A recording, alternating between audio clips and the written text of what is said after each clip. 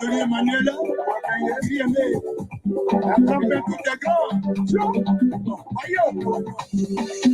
le président, Bagini Romeo, le président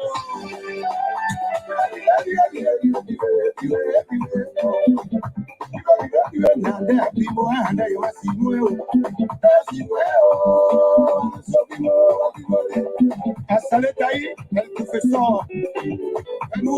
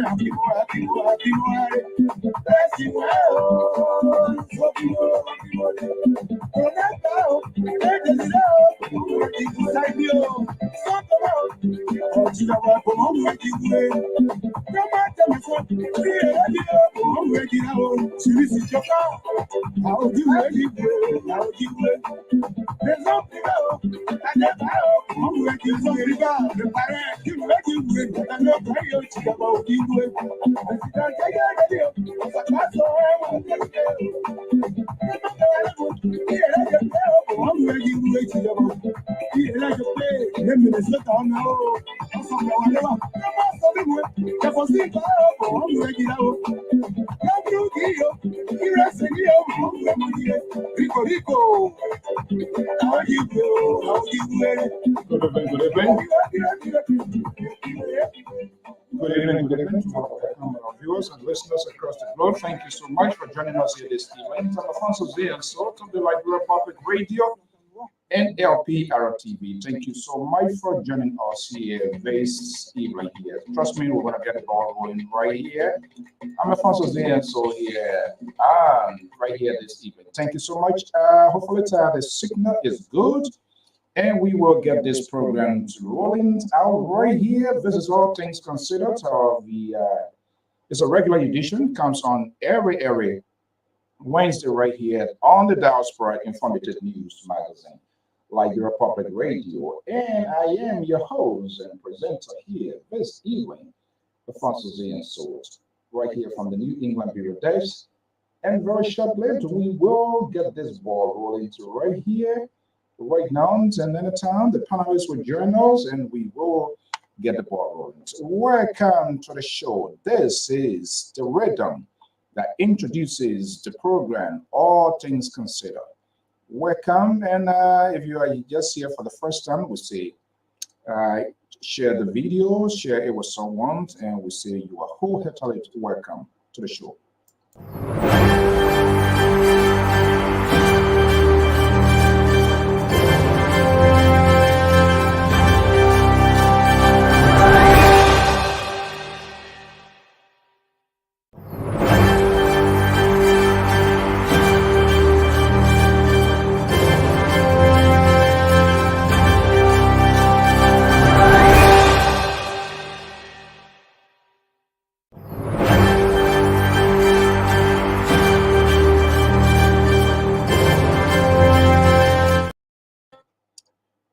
Thank you very much for being here. I'm Alfonso Z and Sort of the Liberia Public Radio and Lpr-Tv. Welcome to this edition of All Things.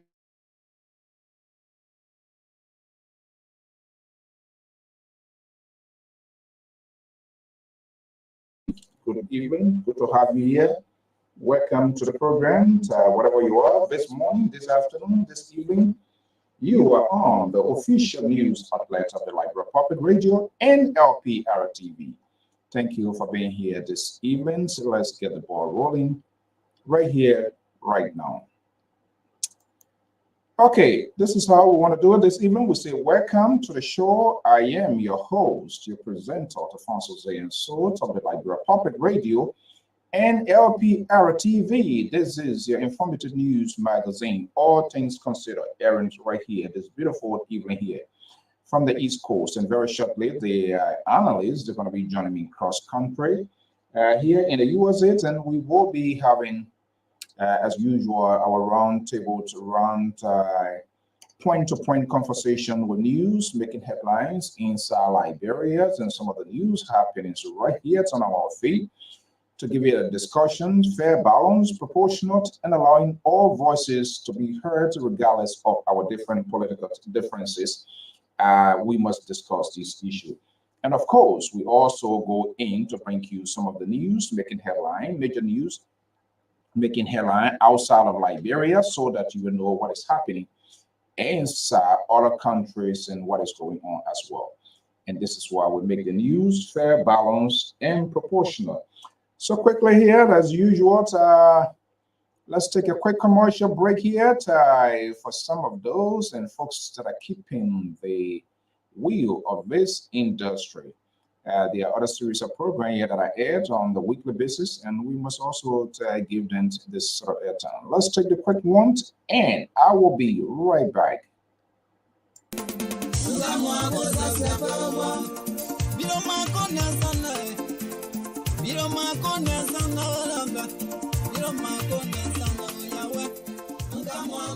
Do you want to share your events with the world? Why not contact us? We are Liberia Public Radio, LPR. We are the specialists in advertisements, commercials, radio and TV services. We have the professionals that can help you sell your products. and provide live coverage of all events such as weddings, conventions, graduations, reunions, anniversaries, sports, birthdays, baby showers, religious activities, funerals, and many more.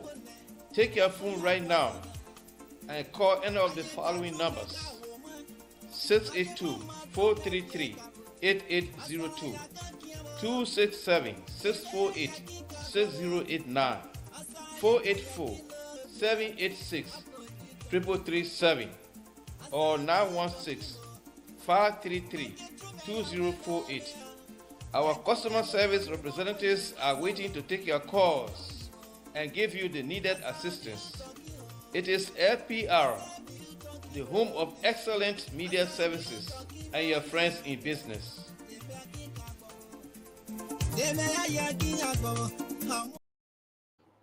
There you have it. Right there is, we do all of that. So we render a lot of community services here, not just wanted to talk here. But what we feel so much important is your story. You have some really fascinating experience story that was to be told. So we reach out, not just only having these sort of political conversations about Liberia, but we feel you have a valuable story that needs to get out there. So we reach at your doorstep as well to provide services, and that is what this network is all about.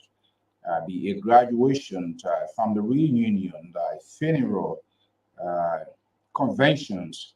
And a funeral is not something that we all want to see happening, because nobody wants to see faces of good loved ones to go.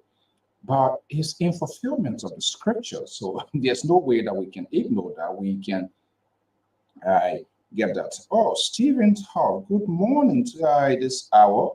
I would say, yeah, literally morning hour. Good morning from Mount Gibby County, the Republic of Liberia. This is the value that we attach to this network, because people that come here on a daily basis, we must give them the courage. And we must be serious into our talking point, because there's a lot going on. It's not about entertainment. We have the entertainment industry by itself. But people are in desperation. People are eager to know what is going on. And we sit behind the microphone. It is our responsibility. But sometimes I feel we are part of the problem, because we fail to do what is right. We fail to keep the conversation we're supposed to have. We take political sides. We are compromised. And so we are involved in the act of political correctness. Each and every one, supporters, surrogate, media gurus, protecting their own alligators. As the result, those with the independent voice like us are vulnerable of making some poor choices, because they come on us to open that corridor, to create that gap, so that they're going to have a conversation and be able to make an informed decision. But that seems not to be the case.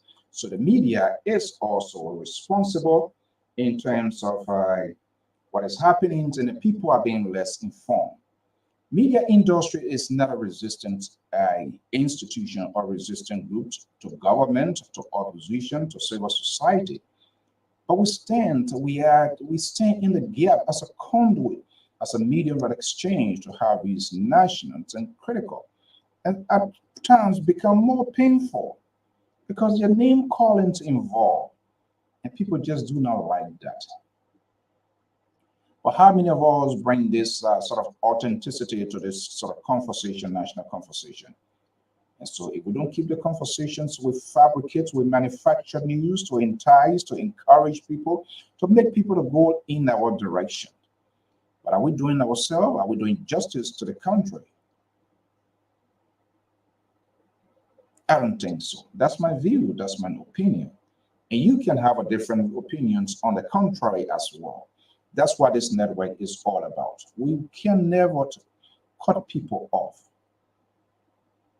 because we understand we are in a convoluted society, and people will have diverse views and opinions on critical issues. On the basis of that, we accommodate them.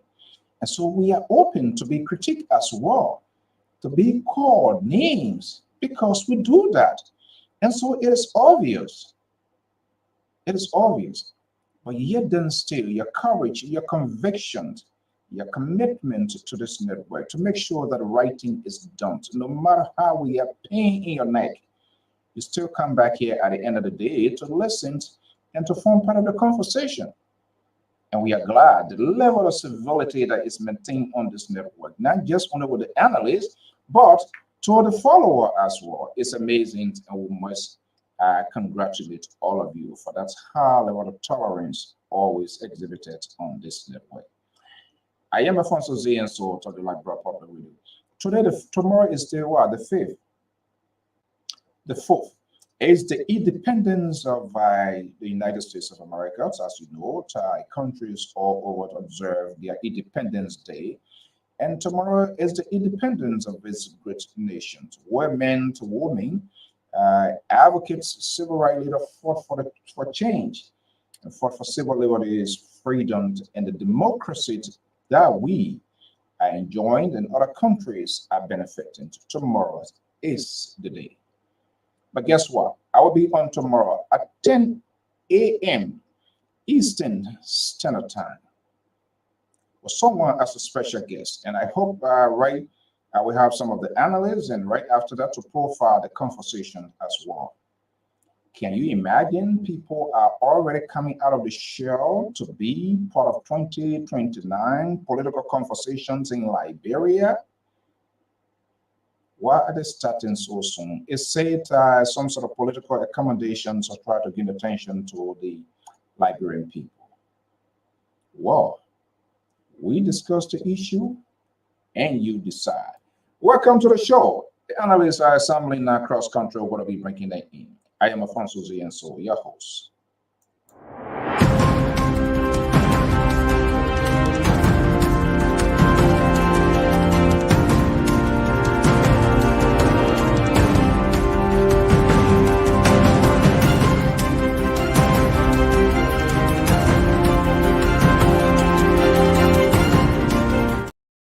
Okay, that's the rhythm.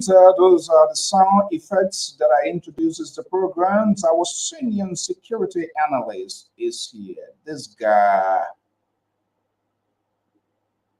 he's one of the Boasians. He's here this evening, so I'm going to be bringing in shortly and other folks here.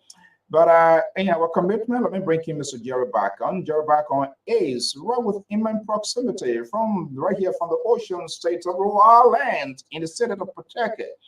Just few blocks from him, but away from him. But for some reasons, every other thing when we out there, we hang out, we are cool. But when we come on this network, I keep that distance, I create that gap because I'm here for seriousness. And he or more and the other guy who I intend not to call his name tonight, offer the entertainment part because they are so ridiculous in some of their arguments, not all, but in some, in the interest of fairness. Simply, just to the point I was talking about, they protect their own.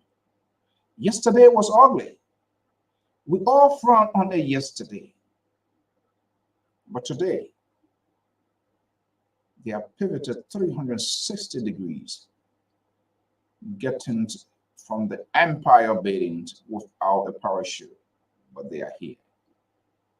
No babush for a child. We'll continue to accommodate these voices and know exactly where they are going and what their political argument are.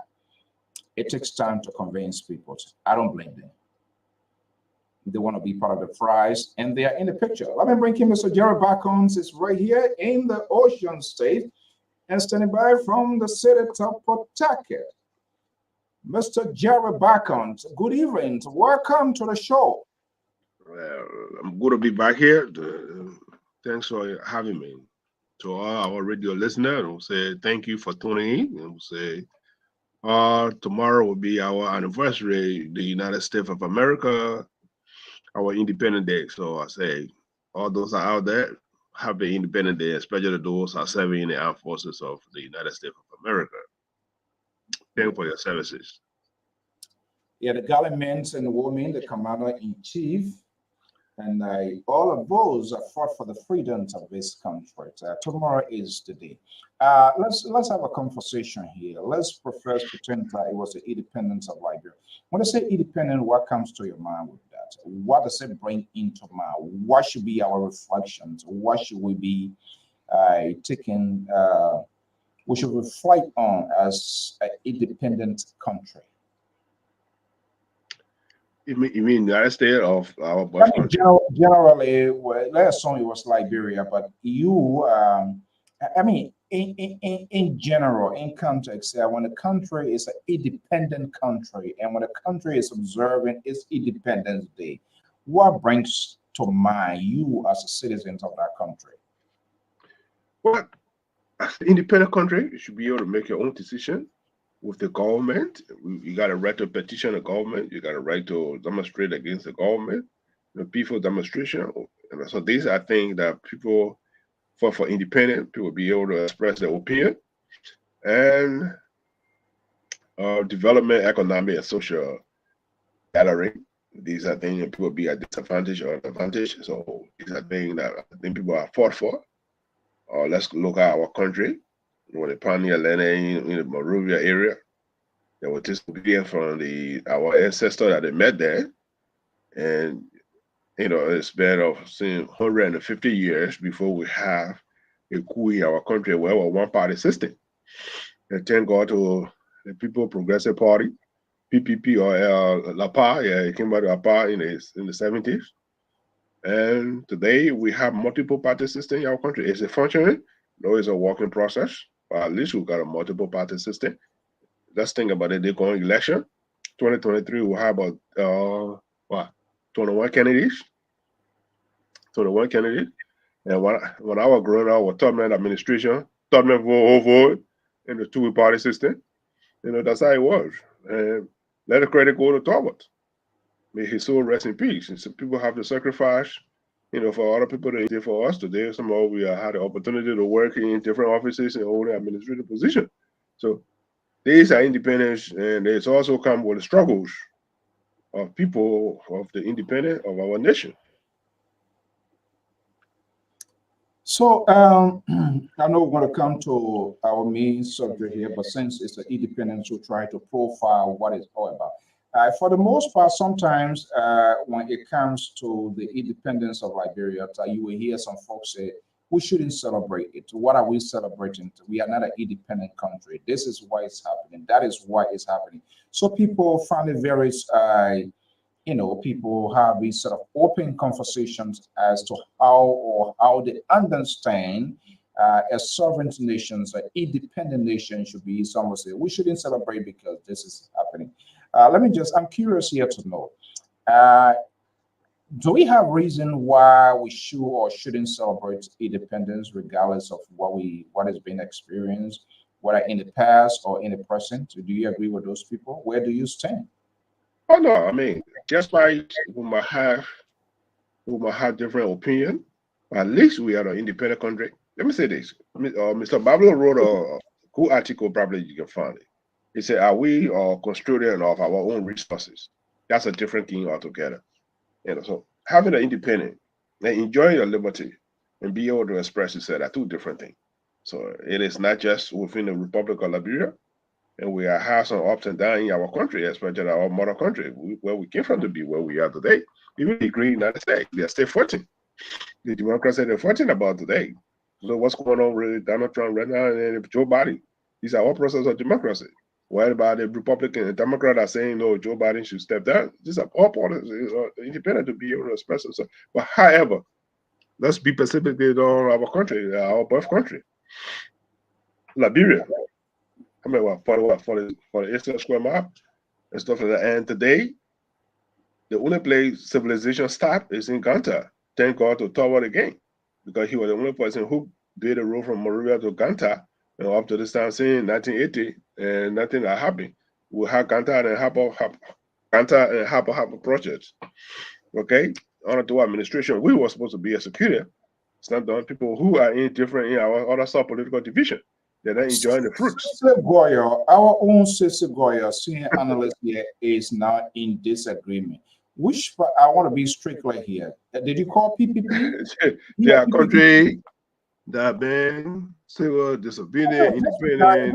Don't worry about that. Don't worry about that. I'm going to read it. Okay, no, I just want to read what he wrote anyway. But no, I'm talking about, you said we should be reflecting on the policies and minuses of the PPP. He's telling us not to talk about power. You talk about power, but he said he doesn't want to talk about power. He said PPP. You know, he's the say Gongo guy, so more or less he's pushing his own. If he feels like you are talking only about your guy. No. But you see, yeah, I mean, he need to know our history. Before it began PPP, it was the people allowing party. How you call it?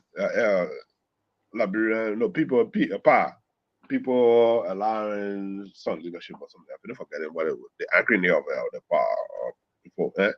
But however, PPP, PAR was the mother of PPP. Okay, when Barack Obama were arrested, that's when they changed it. Chipo then, or what's his name, Harrison, I'll call his name. Also, the Secretary General, you know. So these are people who started the PPP. Were not just a PPP. It was PAL before it became PPP. So maybe he needs to reflect. Okay. Yeah. You see, that was other y'all who gets everybody protect their own. But he's generally saying I'm talking about everybody.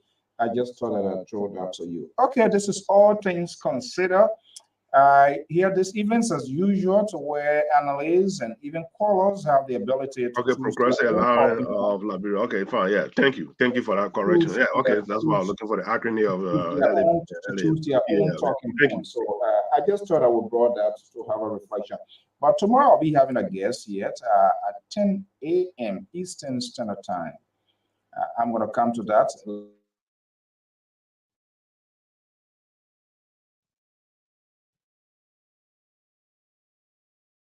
I'm not sure the system. Are you here? Are you hearing me? Yeah, we'll pause a little bit, but now it's good. Yeah, I'm not sure what happened, but hold on, the liberal Russians infiltrating our system, or you yourself. Yesterday, your supporters are watching, so that's why they're doing the you people now. I hold the liberal, I think they use some virus to come bring and throw into the system here to pollute the case here. But no, this is all things considered. Let's go into your photo. What is concerning of lately? Too much been going on. There are a lot of stuff, but let me start. Let me start with it first. Tomorrow, I think it's July 16 or July 4th. Oh no, July 16. The former Attorney General of Republic of Liberia, Mrs. Scott, will be appearing before the Supreme Court for her case for hearing on the 16th of July. And it's an interesting case. You know, I wish I was in Liberia, or you know, I'll follow it very aggressively to see what the decision of the Supreme Court, to see what they say is. You know, these are landmark case. You see, election had results. That one thing will happen. I will interrupt you because my co-host is here, and one of your guy. The program is about, in fact, it's on the way, but it's about to kick off. I understand your liberal is in hiding. It's not coming out. The baby milk you've been drinking now is taking good care of him, so you're not gonna. He's not going to be with you tonight. You're on your own. I will see what Terry will be on your side. But let me bring in one of the independent voices on this network, Dr. Malik Jones is here. So let's go to Octavio Malik Jones. Let's go to Minneapolis, Minnesota. The liberal call him Minnesota politician. I don't know why he's still hanging out with this guy. Mr. Terry Collins is here. He's a senior political analyst of the Liberia Public Radio based in Minnesota, Minneapolis. The two Minnesota guys, interestingly, they don't get along. I don't know why. Sissy tried to get him over. He tried to get Sissy over. They're now going alone. The Liberal managed to pull the front. But anyway, whatever it is. Gentlemen, good evening. Mr. Collins, good to have you. And Dr. Jones, good evening. Yes, sir. Thank you, sir.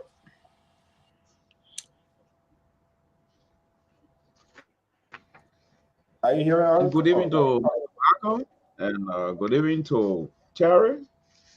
Okay, good. All right. I think Terry first. Terry, are you Good hearing us? evening. Yeah, I'm hearing you guys. Okay, good. Good to have all of you guys here. Been away for a while. How many days now? And everybody being flying, the liberal and his ally flying, doing their own things, turning things upside down, whatever way they think is good. And Jerry back on feels so comfortable doing that.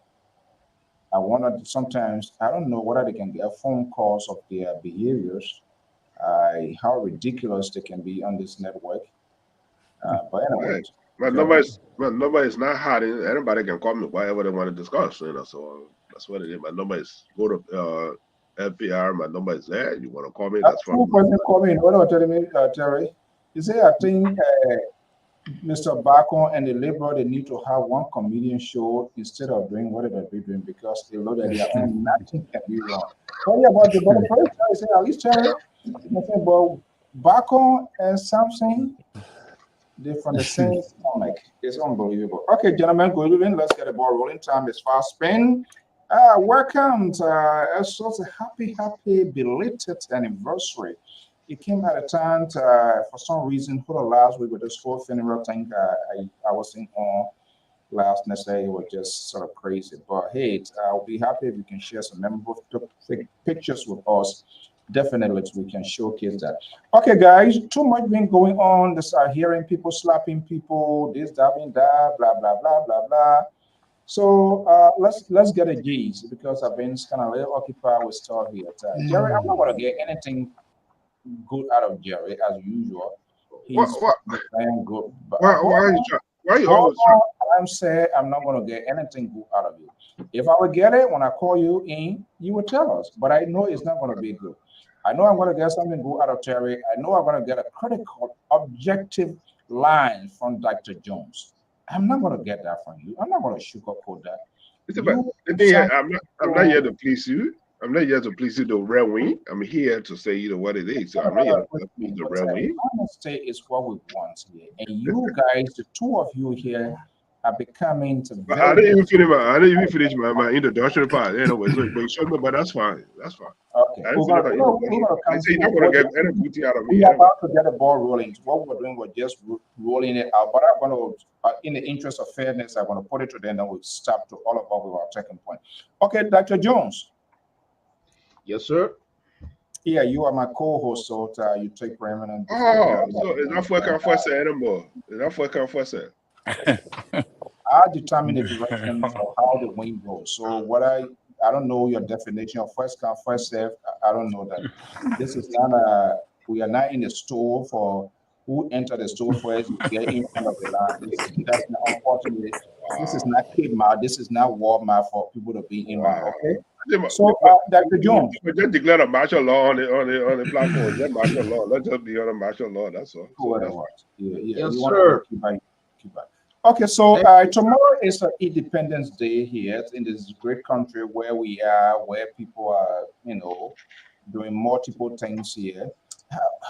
Let's have a little bit sort of conversation, job exercise conversation here. Independence of a country. What comes to mind? Sometimes our country, when we say independence, we don't get nothing, we don't do this, so we shouldn't observe. But what is the actual meaning of, in your own understanding, independent nation? When a country is observing or independent, what should be, what can one count? It's kind of like, I try to put it some kind of way, but put it in the general context of what it means. Well, I think independence is being perceived differently through different lenses by different people. But the independence of the United States of America, first of all, we need to take three things into consideration. The people that came here, what were their mentality? What were their philosophy for coming here? And when they came here, those who they met here, what were those objectives for which they decided to get a piece of land, you know, and what are the rules and regulations they decide to establish to govern themselves. So it's that whenever independence is coming or independence has come, I tend to reflect on these things. But let's elevate the conversation now to modern day. What will it mean within our modern scope of analysis of things? Let's take it back to our individual homes. Mr. Bacon home, Mr. Collins home, the CEO home. We are the head of our home. And we can't feed our children. We can't clothe our wife. We can't send our children to school. We can't control the house. Everything is just mismanaged. The wife does what she wants. The children do what they want. I also do what I want. Everybody on the hustle. Can we consider that as an independent, responsible home? In my thinking, the answer is no. The answer is no. Somebody sitting somewhere will question me, what kind of father is this? Everybody doing everything in their own home. They all looking for their own food. I mean, a whole lot of bunch of things is happening. No control. Nothing is falling in place.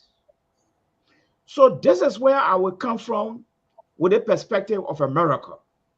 America has been able to build itself to the extent where she has been able to market her own image and defend her own image since 1776. And it's not only defending though, it's not only defending its image. It has been able to feed itself as a father. It has been able to provide food for neighbors. It has been able to put in place policies and constitution that protect them and even visitors who come to visit them. It has been able to intervene into conflict to bring about peace and harmony around the world. It has been able to extend hands to other people. So when we talk about like American independence, there are a lot of substantive issues that we can point out to that justify the independence of this country. Meaning, we are five, and I could be wrong before I go to Mr. Collins and Mr. Barcott. Your narrative here meaning we are far from that of what is happening in Liberia. Is that what you are saying? Well, I don't know whether you want to make the comparison. I didn't go into that era. I'm focusing. If I should go to Liberia now and try to look at Liberia independence, but I did ask, I thought, Dr. Mata, quickly, I did ask the question. There are other schools of thought in Liberia. Most of the time, we have heard that, and people have the right to express what they are, what they feel about their country. Some will say, "Well, nothing has been done. So we are not saying anything tangible. There's nothing that." This where you're coming from? Okay. Yeah, there's no way that we should observe this day as an independent day. I'm asking you, are they on the right side of history, or where do you find yourself? People assuming it was Liberia, so you will have this sort of variety of conversation. No need to have an independent. This will not do that. But all politics is all involved, which is obvious.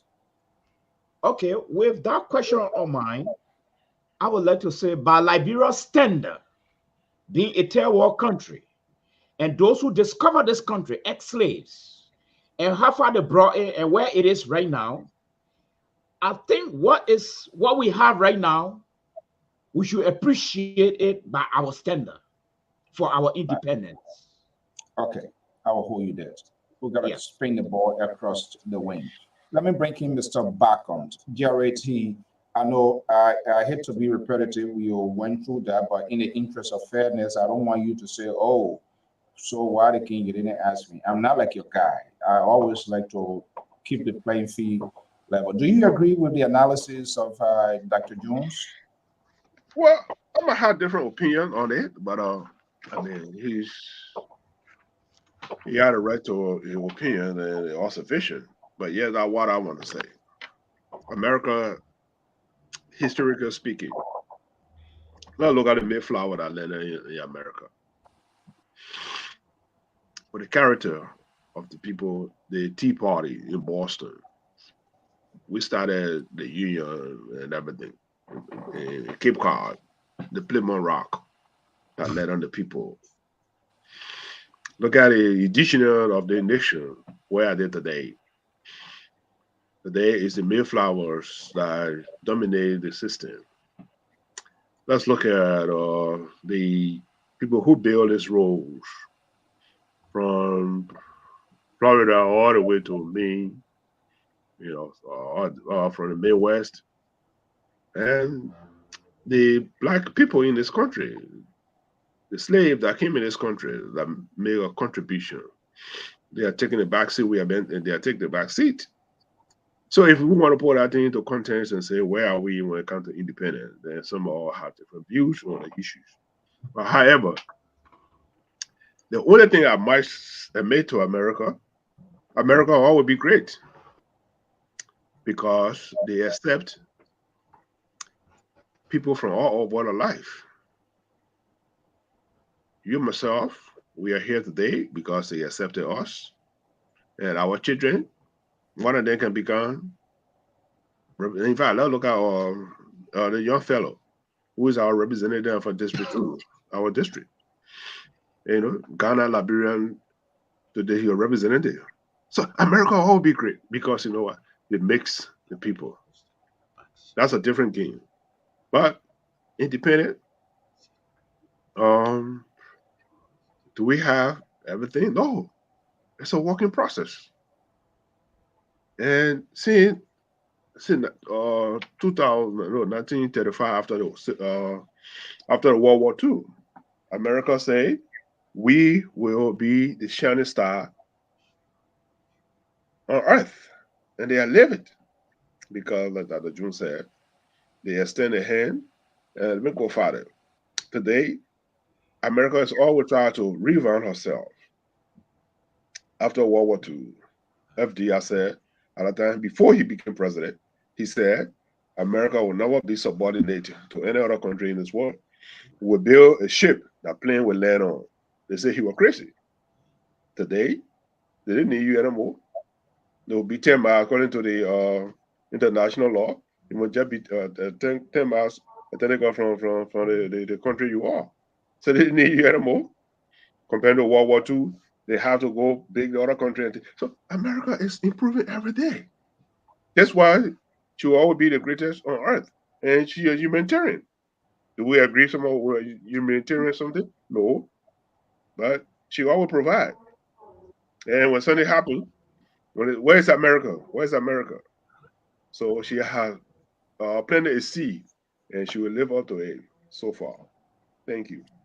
Okay, so let me go to Mr. Collins. I like the conversation. You see how the play is quiet tonight?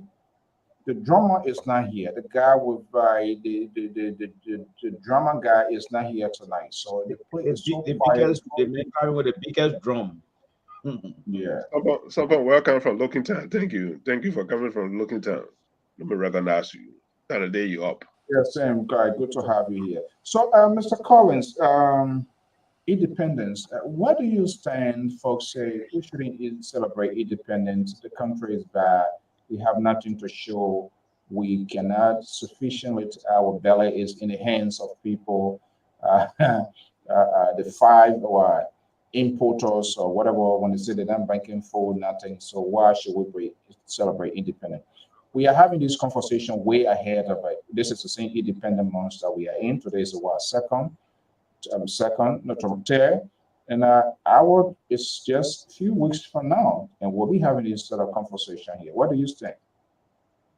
Well, it's a convoluted discussion, varieties of intricacies, but looking at America, I want to believe that one of the major reasons why the Americans were able to evolve is because the Americans were able to lay down their life for what they believe.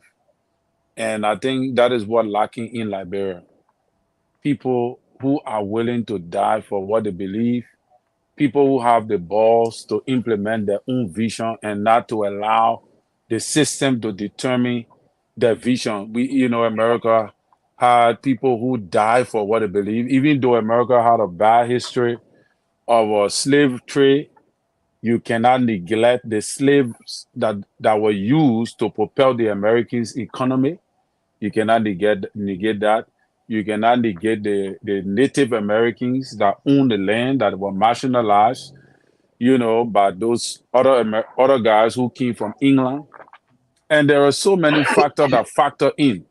But with all the intricacies and the difficulties that they went through over 200 plus years, America continued to thrive and evolve into a level of success because they are willing to die for what they believe. There were people that laid down their life to make the sacrifice for the incoming generation. One of the reasons why Liberia is not thriving is because, like we said, the lack of the progressive, were they really progressive? They came in to change the trajectory for the incoming generation. But were they successful? When we look at our landscape, our political landscape today, one of the reasons why we continue to have the reprobation of bad leadership is because the progressive and other guys who came before them did not lay the groundwork properly. So as a result, this is what we get. Because if the house is going to be good, you will know from the foundation. So the foundation is not laid. That's why we're having a reprobation of leaders who really don't care about the people. They're not willing to make any sacrifice for the future because we got a policy in Liberia that says that the one you eat today are your own. All right? So that particular mindset seems to be our mindset that will continue to run with. So as a result, our independence is not really defined. But independence is independent. Independent just means that you are now declaring yourself that you are able to stand on your own. And I think that also made Liberia to struggle because all the other African nations around her got their independence lately. That is why most of them are developed. But the African mentality never changed when it comes to leadership and all that. So I think that Liberia can make a difference if we have men with balls, men that can stand up and fight for what is right and fight not for themselves, men that are not selfish, who are willing to fight for the next generation. Yeah, but unfortunately, are there men doing it now? That's what I'm saying. All the men who we've seen, they only lie to the people. They tell the people, say, "Oh, I will fight for you. I'm advocating for you. I'm your advocate. I'm willing to lay down my life for you. I will do this. I will do that." Only to take another leader from power and put in another person who will do worse than the previous. You see, So nobody is fighting for nobody. Yeah, you've been kind of a little bit over the edge. I don't like for my committed follower to be offended. This is what Esther is writing. You've been a little bit only men. There's no women. No, what I mean, man, everybody, we were the first African country to have a female president. Well, how about that? We also had a female vice president just 6 years ago. We now have a female pro temp. So when we say men, women are part of men. That's what they say, women. So you are also part. Yeah, as you know, yeah, LPR more or less would like the views of the people, and that's why NPR is my favorite news. So I will be breaking out some sample questions, concerns about our audience. They might call in, they might not call in, but we can kind of give it a pitch, even though you can have your own talking point. But this is what this is what Sam is saying. Sam Makolo. I hope I'm calling your name the right way. No. Okay, no, this is the first one. This is the first one I want to bring. Our problems in Liberia are ourselves. The problem in Liberia. I agree. Who has a different opinions or view towards that? Well, you got to go further to tell what you mean. Okay, let me come in. I think I want to agree. I want to agree with this scholar. Our problem in Liberia, our problem is ourselves. First of all, we should know where Liberia come from. How Liberia came to in existence as a Liberia, as a piece of country. This was a country that was, this is a piece of land that was inherited by a group of ex-slaves. Okay. So everything we do, we cannot negate that portion from our existence in the 21st century. No. The people introduce a certain lifestyle that some of us still adhere to. All right. So our problem, lifestyle thing where brought trouble. our trouble, it's not our trouble. It's not only today. People play a recording. Yes, it's deeply rooted in 1847. So that's my first comment. And my second comment here is that can I comment on something Mr. Bacon said? Yeah, okay, tell us second. So I'll roll it out to the next person. Yeah, Mr. Bacon said black people took the back seat. I've taken the seat in America. I disagree with that. America is a place where when you strive, when you strive and work hard, you can be very successful. Thank you. Okay. All right. That's what I said. I say during the slavery days, the black people in America took the back seat, and I say well, now we are taking the back seat. I said during the slavery day, the indigenous and the black people in this country during the slavery day, they took the back seat. But we are making some progress. Today we got a vice president. Well, she's a black female and she's a president. You know, vice president. So I'm not saying the black people. I think, but you know. Same rate is very important, and this is something been pondering in me. I want to, who is the problems? Where is this problem? Is it coming from us? Is it coming from the leaders? Who are the creator of this problem? And when you look at it, I'm going to come to you in a minute. When you look at it, we also have a shared responsibilities for things that are happening. But let me just bring you into. Go ahead. I gotta go. Yeah, I gotta go. Yeah, I gotta go. But anyway, I gotta go. But I still have to come on. But here's the thing. It's the leadership. Leadership. Let me borrow Bill Clinton word today. Where he said economy is stupid. He said leadership is stupid. The leadership project where she or he want the country to go. And for long, we had a one-party system. And if you can recall, 35 square mile system, there was the EFBC started reaching in the rural area. But from 1847 all the way to 1980, EFBC was only stopping to what the place is, Curtisburg. After Curtisburg, the other place is a dark place. Let's look at this very seriously if we want to be objective here. The indigenous were not allowed to come to Monrovia. You got to get a pass to come to Monrovia. Okay, who wrote an excellent book on that issue. Think about it in Liberia. You in a rural area from 1847 to 1960, before the other 5 countries was integrated into the system. Nima County, Bon County, Grand Chile, and Lofa County. From 1847 to 1960. So you want to tell me from 1847 to 1960, that'll be about 117 or 117 or 115 years old. So you want to tell me there was nobody in these rural areas that were educated to rule our place? So there's a lot of root that we have to examine to be able to move power. But anyway, let's move power to the new generation. It is a leadership who project in our country. Let's look at America today. See America independent. Obama came, he said there's a change. Bill Clinton changed, say from, what does it say? What Bill Clinton say? Economic, trickle down economic. Yeah, trickle down economic. Joe, we have, let me say Joe, we have gone for a bit. Job, Job, he said, You guys still drinking about we are. Job, he said, Job, he said, Voodoo economic. You brought a man go in highway, you were driving about in already. These people, these people come up with ideas from a leadership perspective and where they want to carry the country. So, yeah, I might agree with our brother or sister who said we are the problem. It's from our leadership.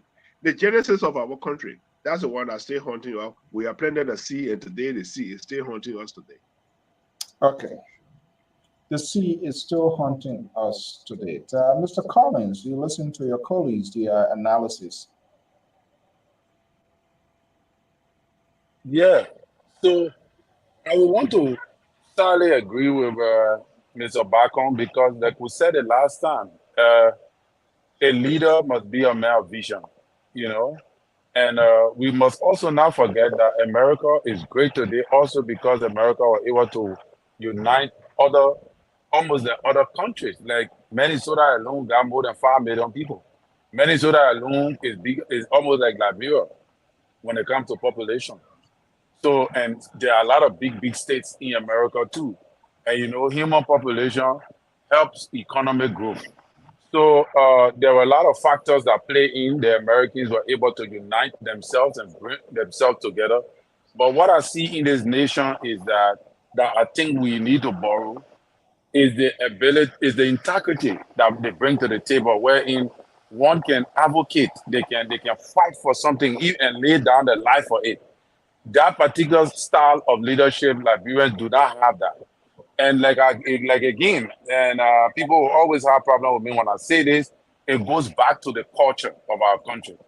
The culture of our country makes the older person or makes the one who is leading the culture to always be right.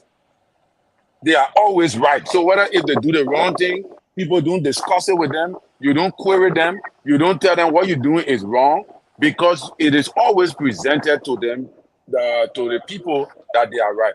So even in the interior, when your elder does wrong, nobody query him. You cannot query your elder according to our tradition. In front of the elder, you can't tell the elder that the elder is wrong. All right. So if the elder is wrong, you will have to apologize for the wrong that the elder have done to you. So because of that, it flows into the society. So leadership carry on that same mentality that once I'm the president, like you see here, we from Liberia will come here and listen to Americans lashing at the president, condemning the president act, saying negative things, and we will join them to say it.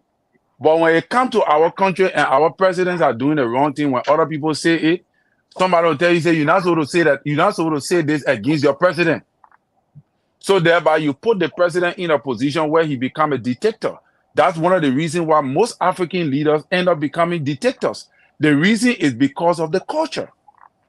So they feel that they can do anything because of the position they're in. They can do whatever they want because that is the culture in our society. People who are in leadership position, even from the village, were made to do whatever they want.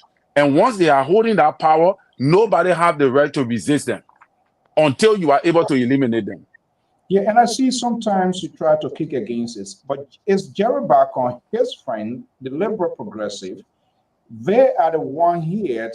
They are the voices of trying to put two unrelated things together: government, culture, this age syndrome here. You can't say this, you can't say that. That literally is. I think that's what you're speaking to because you try to seize people to civil liberties. I mean, some people, I'm not talking about those who just run their lips to go out to insult and all of that, but there are people who also have the right to query their government as to the conduct of how their government failed. Let's bring in our senior analyst.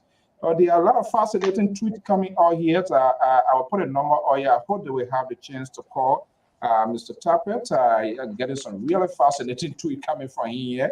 I hope he will get a time to talk, to call, and so that he can speak for himself. Mr. Goya, good evening. Welcome. Hey, how you doing, fellas? How everybody doing? Yeah, man. How you doing, man? It's a good. Again, it's wire. He made sure he got behind MCSL. Another judge. Who fired Professor Zablo said? We rescue him. You what? We rescue him from himself. You got a bad guy. You know, right? You made a man jobless and you say you rescue him. Okay, Mr. Goya, good to have you here. I know we're soon caught in, but in the interest of fairness, you listen to your colleagues with this independent. And I know in the next couple of weeks, we will observe that. And there will be a variety of conversation, talking point. Other people will say we should do, we shouldn't do, because this is that. Of course, you always have these sort of diversities when it comes to these critical issues, because politics also factor in. When you look at that, you're a classroom teacher. And I'm quite sure sometimes you put away the quadratic equations, balancing this one, factorings, and all of that. Sometimes you talk these things here. What do you hear from your kids, your students, when you talk about independence? What are some of the things that comes out of their mouth? Well, thank you. And that was one of the reasons I was actually doing something else and I rushed to come on, because what I'm hearing here kind of bottom my soul and my spirit. For example, my own brother Terry Collins trying to tie down our culture as being so bad for leadership, that our culture leads to these leadership problems. And I hope he's not forgetting that even the right to protest and stuff is an amendment right. That means when the American Constitution was first formulated, it was not a part of the Constitution. That's why it's called an amendment. They had to go back to change the Constitution and add that in there. And these were not Africans, these were not Liberians. And the Russians and the Chinese don't allow dissent, and they're not Liberians either. And so I just want sometimes that when we're talking about our culture in these absolute ways, that we're very mindful of how we talk about that, because sometimes being so absolute creates some problem for me, especially. Having said that, however, independence impacts people differently. And Dr. Mali, I 100% agree with what you said earlier about the independence. If you're talking in the context of America, I heard my brother talk about Minnesota and how America was so great for uniting other people. I hope my brother will recognize that the Anishinaabe people, the nation, the Native American population here, has been pushing back and asking for the American government to apologize and pay for atrocities that were committed here. People's lands were seized by force. So it was not something that was because of greatness. And so sometimes we have to really be mindful when we speak about these things, because there are a lot of Native American students that I teach that still suffer the pains of being removed from your own land and placed on reservations. And reservations, for those of you who don't know that, is they give you a parcel of land and they say, this is where you get to sit on. We take 95% of your land and give you 5% and say, sit on it. And that is where you get to be. That is what a reservation is. And a lot of these Native American folks, their kids, their people were taken away and put into boarding schools because the settlers wanted to Christianize them. They were heathens. I hope you see a trend, because our people who went back to Liberia wanted to Christianize the natives, because the natives were heathens. And so a lot of these Native American folks were put in these schools. They were taken away from their families. They were stripped of their cultures and their names and their identities, and they still affect them to today. So independence affects different people differently. So for those Native American people, they don't celebrate American independence as a true independence of themselves, because that was the first time they had an interaction with the outside world that wasn't so nice for them.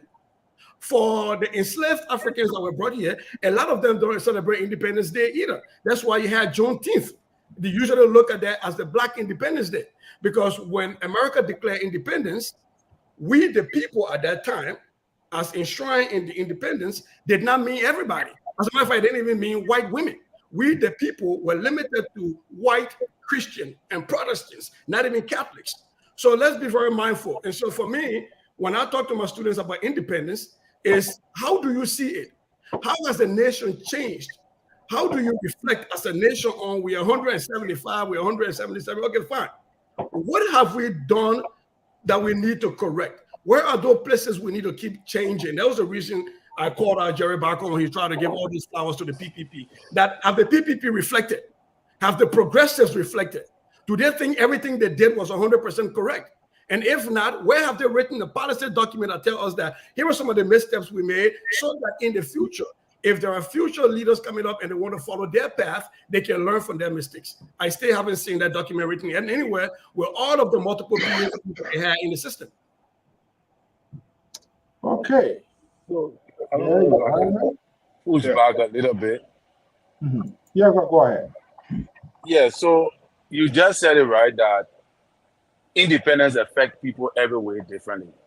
And our independence too have affected us differently too. All right, especially from our cultural perspective, we have been affected as well, differently. But on the overall, right, America have become the greatest country in the world, regardless of all the intricacies and all the impact and all the things they make. When I spoke about the culture, right, if you go into our cultural sector, and I know people don't like to discuss these things, like I said the last time, that we don't make the main thing the main thing. If you look at it, even in the societal butches, the way the children are ended there, it's not decent. For the culture itself, it's not decent. Have you been to the society bush? I have not gone there in a society to join, but because I went there. Wait,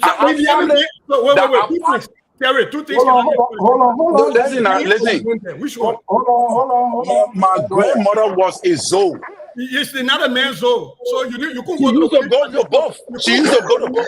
No, listen, give me a chance. To the women's Zoe, the women's bush. You gotta control this thing. Give me a chance. Hold on. That is why there's a need that we discuss some of these things. And I don't like to go in all of these things because I got vast knowledge on it. I don't just like to discuss it. No, but when people talk about, when people talk about Christianization, some of these children, some of the places these children sleep, it's not decent. It's abject poverty. So why we don't discuss this thing and then we say that we put the blame? You say, okay, yeah, the settler king, the settler brought Christianity, the settler brought this, but with the idea of being a Christian, nobody forced you to become a Christian. But to join the societal bush, sometimes you are forced into the bush. Once you are in the village, it becomes compulsory that the devil will swallow you. They will run behind you and catch you and force you to the society bush against your will. And everybody here knows about that. So it is Liberia problem is not only based upon the one set of people. Also, Liberia problem is based upon the culture. And the culture needs a reform. I'm not telling you say everything in the culture is wrong, but the culture needs a reform to redirect the minds of the people. That's all I'm saying. Let me say something, right? Because you say you're pushing back, but I don't see the pushback. Because I didn't say anything. I didn't say. Hold on. Yeah, we gotta do. I didn't say anything about Liberia's independence, right? I said you see a parallel, and I didn't say anything about people being forced to be Christian. But it is written in source documents that it was stated by the settlers that they were going to Christianize the heathens. That is a fact. It is a historical fact in source documents. So I don't know what the pushback here is. I haven't even talked about Christianity. No, the pushback was about you said you got angry because you never talking about the culture having an impact on our leadership. Okay, but that was not Christianity. I didn't talk about Christianity. I said no. Later on, okay, yeah, go ahead. I said an absolute statement like that is troublesome, and that was an absolute statement. And so the point here it was not. Yes, but anyway, yeah, go ahead. The point here is I didn't even talk about Christianity yet. But if Terry would love to read, I got enough book that I will give you that tells you that on Cape Moserado, when the settlers, after being denied settlement along the Atlantic, because a lot of people didn't want a repetition of Freetown, when Samuel Mills at the time allowed the settler the land to sit on Cape Moserado, when they sat on their Cape Moserado, one of the requirements for being allowed to be a member of the Republic and allowed to vote meant you had to be Christianized. That is a fact. That is in source document everywhere. I agree. There were some challenges. I'm not disagreeing with you. People were not forced in becoming Christian. You are telling me in order for me to vote, I have to be a Christian, but yet you're telling me I was not forced to become a Christian. That, I don't understand that. But having said that, I think Terry tried to push about on nothing. But Terry, I will hope one day we can have this conversation where you can show to us that you not being a member of the Pro Society, even with your grandma being a chief zoo, that you were allowing to the Sunday bush. We would love to have that conversation. Who, me? I didn't say I went into the Sunday bush. No, I said I used to go to the village where the Sunday bush were, and my grandmother, my late grandmother, was a zoo. She could enter both. Yeah, but when you say the woman bush, the way they were handling the case, you saw it, so you must have gone in the bush to see No. I didn't say I see it. Guys, I'm not a member. How you can go in the zoo bush? You're not a member. I said I got information only because sorry, Mr. So. So it's the reason we are having these conversations. They are very important conversations. No matter the other side view, if it's even sound horrible, whatever it is, we gotta do it one at a time. So let's settle the dust. Let me bring in let me bring in an independent voice, and then we'll pivot to our main topic here. We'll find time for that. Dr. Jones. Well, I think the both ideas are very salient, and they provide the basis for education for the rest of us. People are saying things from different lenses, and I stand to respect all the lenses anyway. But anyway, this is my take. I hope I'm not picking on the elephant meat again. I think our problem squarely lies within the scope of our cradles, how Liberia was established by the ex-slave that will qualify as settlers. This slave left a stigma on this piece of land, and this stigma is being reflected in many different ways in our society today. They introduced corruption. They laid a foundation of a very weak society. They pay lip service to education. It's still happening in Liberia. They perceive Liberia as a harvest ground. Come and harvest and come and live in the United States. They have even added more to the corruption in this country. So the cradle of Liberia is responsible for the growth and development of Liberia. It's even responsible for some of the things that are going on in Liberia today. So the question now is, are we prepared to dismantle all these slave emblems, identity, and even change the name of Liberia so we can start afresh from somewhere and do away with the old slave stigma on us? Because that's where our problem is. Our problem is not nowhere, you see. So even the culture we're talking about, the polar society thing, I went there before. There are some teachings that go on in there. Yes.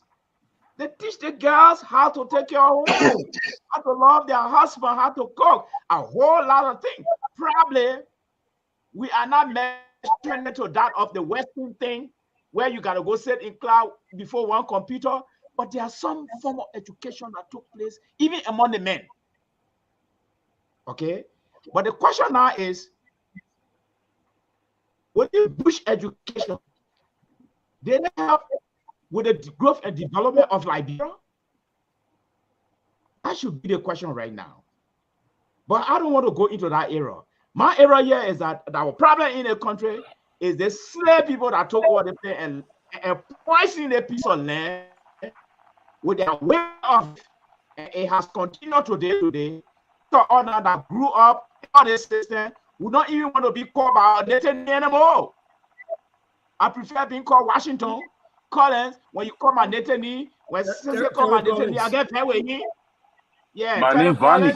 I get Vanny in my name. I know that one. I want to see on the screen at Terry Collins. So you run away from Vanny. Go on my page, you will see my Nathan name there. No. What you see at Terry Collins? So I was trying to want to believe these are some of the stigma that these ex-slaves today. Most of CEO, most of honor don't even want to go to the interior anymore. we want to be called Congo boys. We want to associate with certain class now. We want to go But to I the own man in power. Masonic Then Hall. you say, Okay? We want to go to the Masonic Hall. Yeah. All right. So the question now is, these people are responsible for what is going on in Liberia today, and it is being reflected in so many different forms now.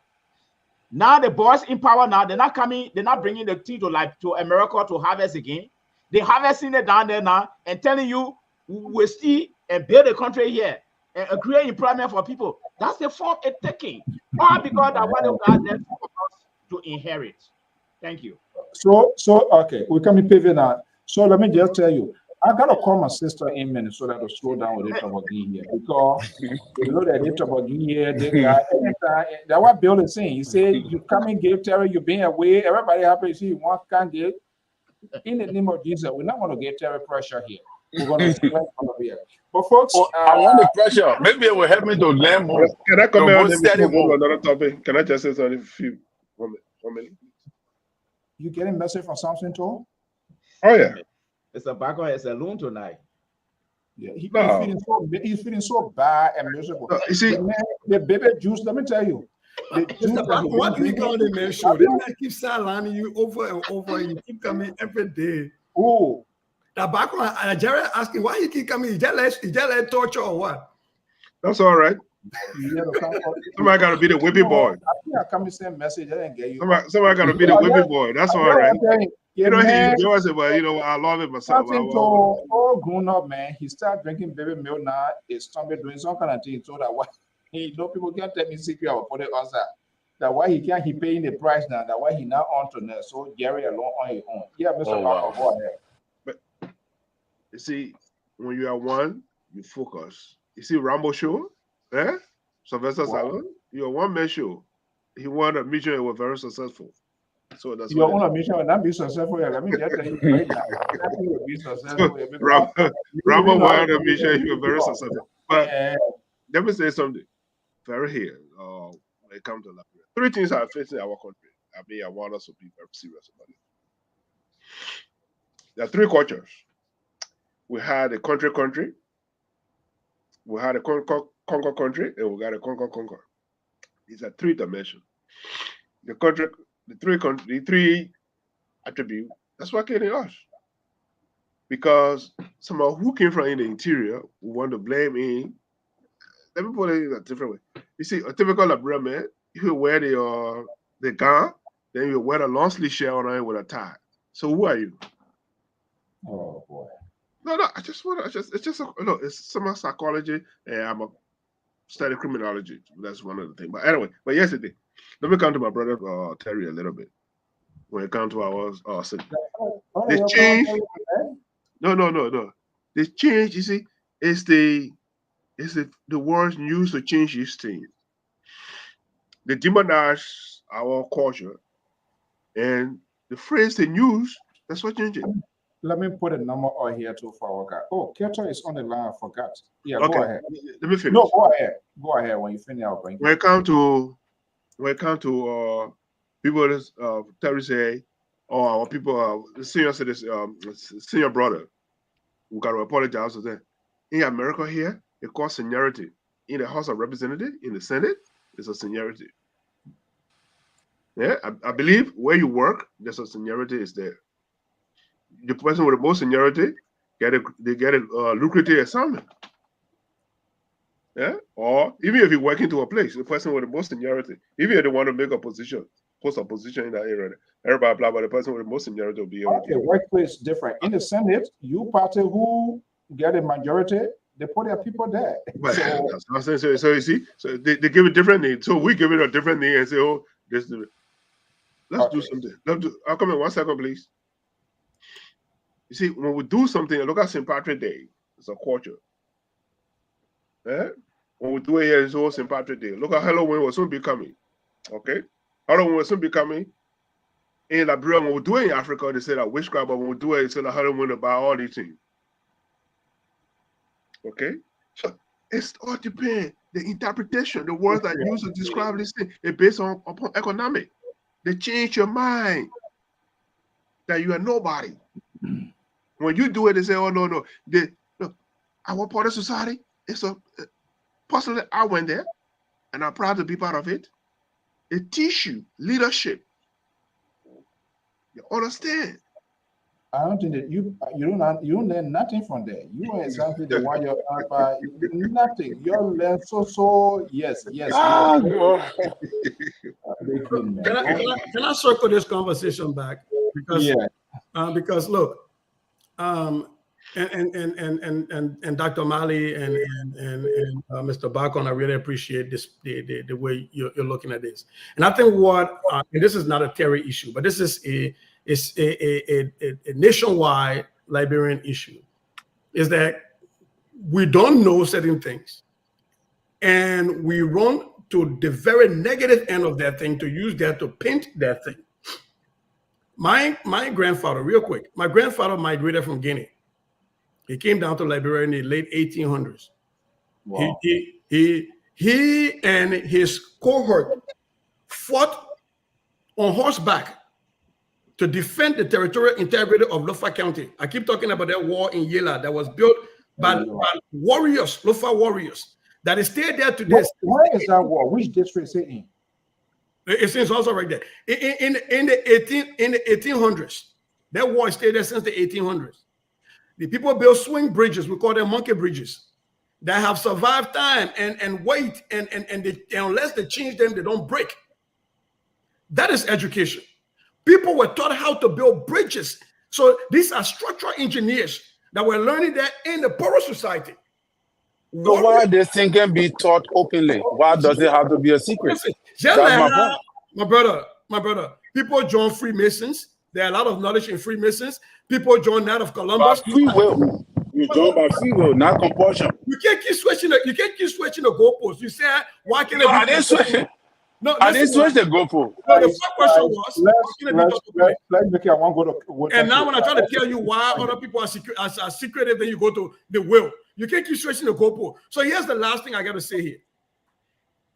Unless and until that we can have a curriculum, a nationalized curriculum that teaches what Jerry Bakon is talking about, that teaches native pride, that teaches settlers' pride, and that teaches the intermarriages and highlights those great things that have been done in other places, not what Christianity have brought to our people. Because by the time they become Christian, they start saying, we're going to go fire to their villages, forgetting that they do more evil in their churches than anywhere else, until and unless we can get to that place where we stop accepting somebody's interpretation and definition of your culture, because you can refer to that as the devil, right? Because somebody has interpreted their culture to you as that's what that is, right? But until people can learn and we can actually nationalize a curriculum in Liberia, sadly, we'll keep having these kind of conversations, and I'm sure Terry doesn't mean it from a bad point. It's what he knows. And until we can introduce, no, it's not only about what I know. It's that these are facts. Take a break. If I say you know, I say you lie. I say the way you know. I say the way you know. You know it against you. We're going to take a quick break, and I'll go to Witton. We have some fascinating images to show you from some of our die-hard followers.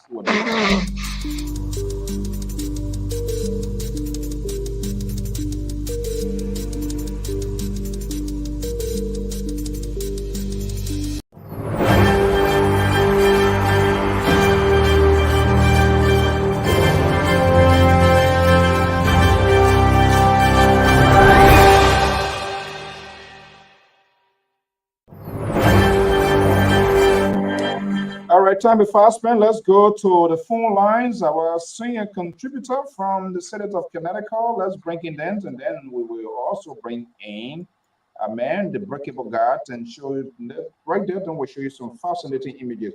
Witton Carter, are you there? Yes, sir. Yeah, thank you so much for. I'm sorry for holding on to this line here. These guys try to give me a headache here. So let's hear you. Well, first of all, I'd like to greet the great man in the studio on set for beautiful conversation. You know, I think it was Cecile or one of my fellow panelists that said something. What you don't know is older than you. And I refer to my brother Terry.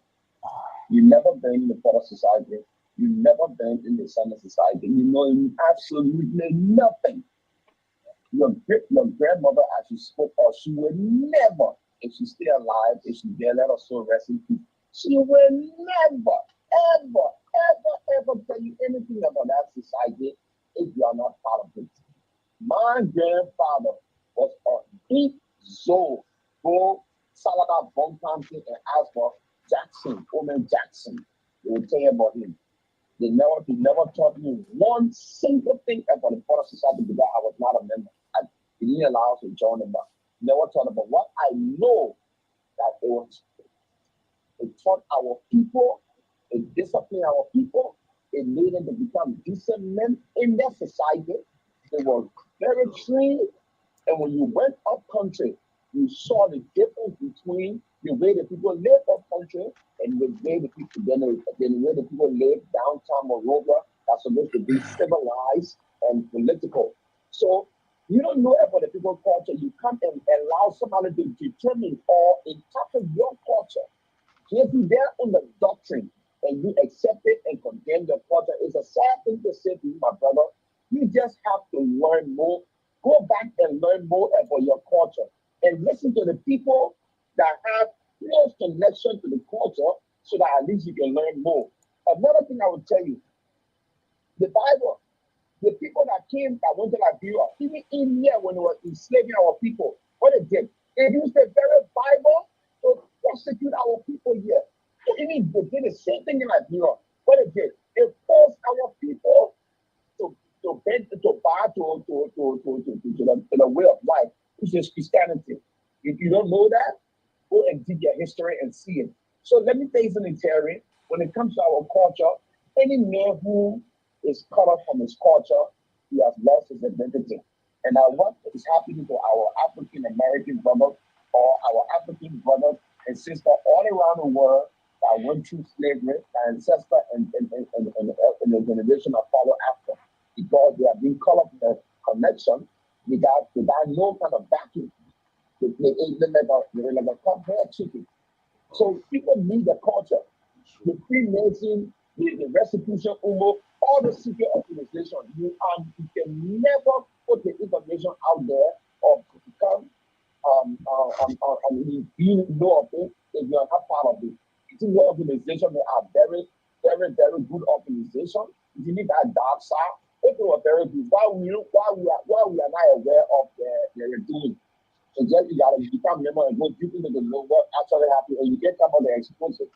So people have society, people have culture. They got books on a Freemason. I'm not a Freemason. Either the tribe or the nation. Okay. And it's not a bad thing. All right. You can stay on the line. Let's go to Breakable. Breakable, let's hear you. Hello? Yeah. Let's hear you, Breakable. Welcome to the show. Yeah, thank you so much for the show. You know, today's topic is very, very touching, and at least we will not provide anyone. Look, listen, I lost my old man, Mr. Mali, Jones. The cost of Liberia or cost of Africa being underdeveloped, these are things that happen. When people come across us in a kind of manner that we do not know what we're doing for our society and want to make them want to be shining star for us. That's not mean everybody that. Unless you realize the falling back of our progress and on the development of our country, we want to say that this is what is happening and holding us back, so we have our get away. When somebody sees things that is doing and wants to see, look, as the word my brother said, someone growing in Europe, the thing they talk about in bush, all those things, is restrict people, they make you to be humble. It means you don't know the difference between who to be respect, who to give honor to. It can just make you to do anything they want to do. But because they want to bring human right, they post human right in front of to say, oh, there's human right, there's human right. But you bring human right in the other saying that. That's very true. You bring gay business. But you want for somebody to be gay. You want for people to be gay. And you don't want to be gay. But you don't want somebody to marry two women. You don't want somebody to marry two women. You don't want somebody to do the other one. But you want for somebody to say, to teach gay in school. This other society, they good for them. So believe, it's not what I believe. We are two different things, not me. If my husband are doing is different. How can your horse and relating your horse, anything you do, I will accept it. But if my horse, if you don't tell me to live, your horse, And what is happening? The culture of our country, if we allow these people to, the other dimension, I'm saying my learning, because what they did to us, we don't want to come from there and come on this side. They make our brain to be like, we added it was smart. Oh, look at what my brother Terry saying. Terry, you sometimes really depends on stuff, but they won't. It's not correct. The culture you're talking about, the people that before you were born, there's culture that are living by that culture until they born you. And Okay. they live in that culture. And when they are living by that culture, and the culture, they're respecting one another. Thank you so much. Let's go to the next They caller. bring the poison in a way like minimum red, and they want to make it the more today. They want to try to hold about those, and they want to do for them. Thank you. Thank you so much. Let's Elvis, folks, I don't know whether I'm not sure what I ever sent that link. I forgot when he sent it for Terry message. Elvis, are you there? Good evening. I'm here, Mr. So, and hello to you and the other panelists. Good. My apologies. Yeah, we'll get you loud and clear. I'm not sure why. I don't know what I said. I would have loved to be a part of this conversation, but let me say I agree with Terry. Not 100%, but I agree with Terry. When you talk about culture, it brings certain things, ways of development, because if you say that our culture, culture is culture. You can have culture, but what is your culture leading to? A great person like Mr. Sisse Goya, who has learned, who has, become very well enlightened, you can ask that question. Will his life be better off if he was in Lpr County right now without the education that he has now? He'd probably be a farmer, he'd probably be doing something else.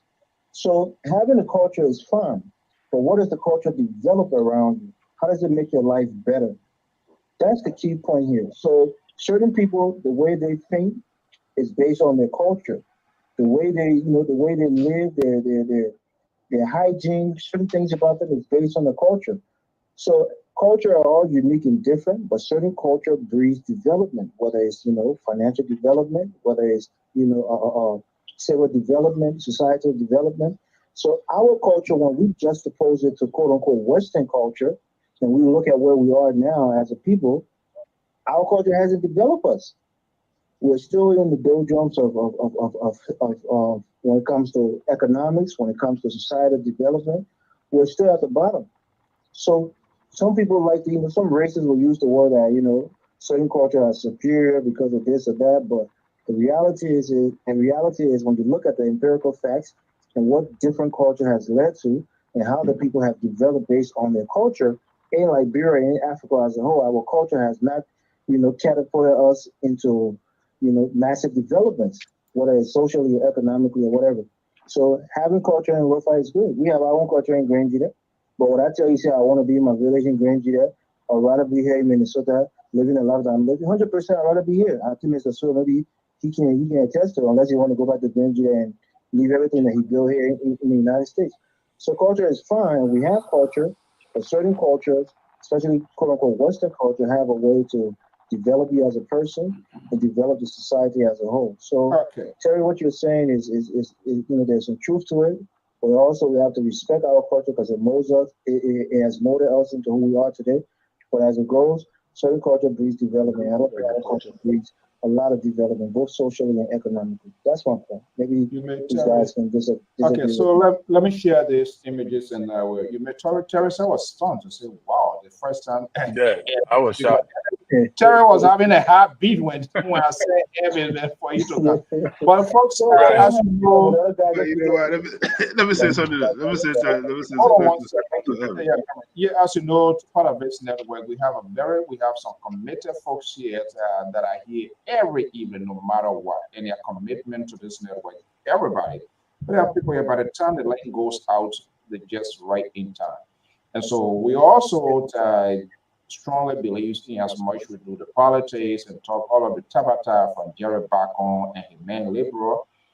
We also, share people's happiness in their home. It's story monumental events, and we'll love to do that to everybody as long as you, send those pictures or let us know.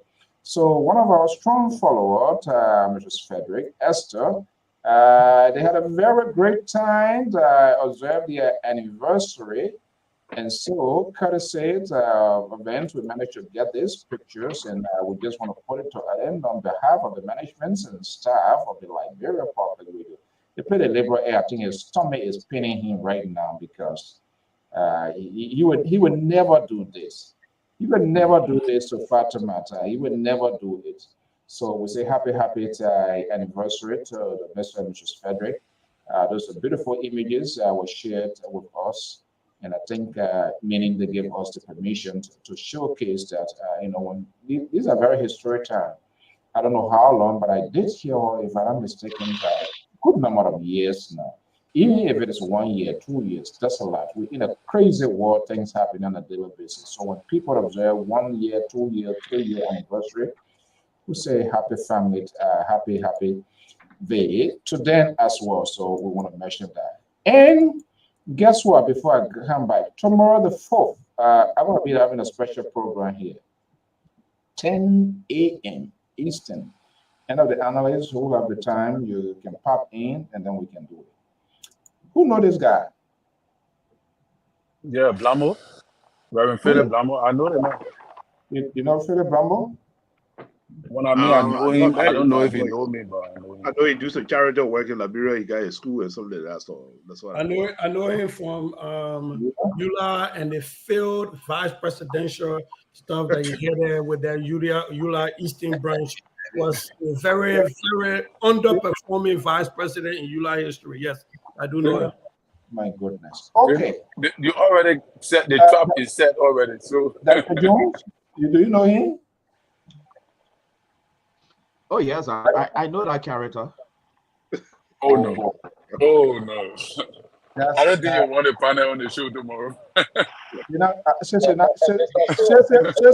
we're coming, when Sese coming, they will come after the show. They come. I'm not gonna, because there are few people here where when we call. But the main constituent right there, ask, and how to put Keto the main constituent. Yeah, from Connecticut. Yeah, all of them from Connecticut. They are Connecticut people. Yeah, you see, and somebody said this here, and it is true. You say your guys, then your guests on come say the baka, they are certain pepper. Soon you made a mistake. They just only one. The guy from Sano 2 was still on Sano of my entry. So you gotta be very careful. When I want it when ready, your whole ear can be one in somebody beating drops all in your ear.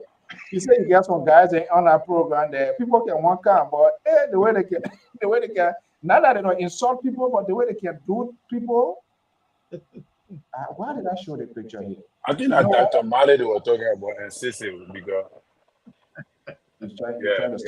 Terry is a quiet guy. I don't want to sanction my audience, but I don't want to sanction my analysts, but out of respect, say the way I see my independent man, I know that character, and the description of knowing the guy will say, we either profile it or you look at the man post. Then when you have a job there, forget it. That one you got to run away.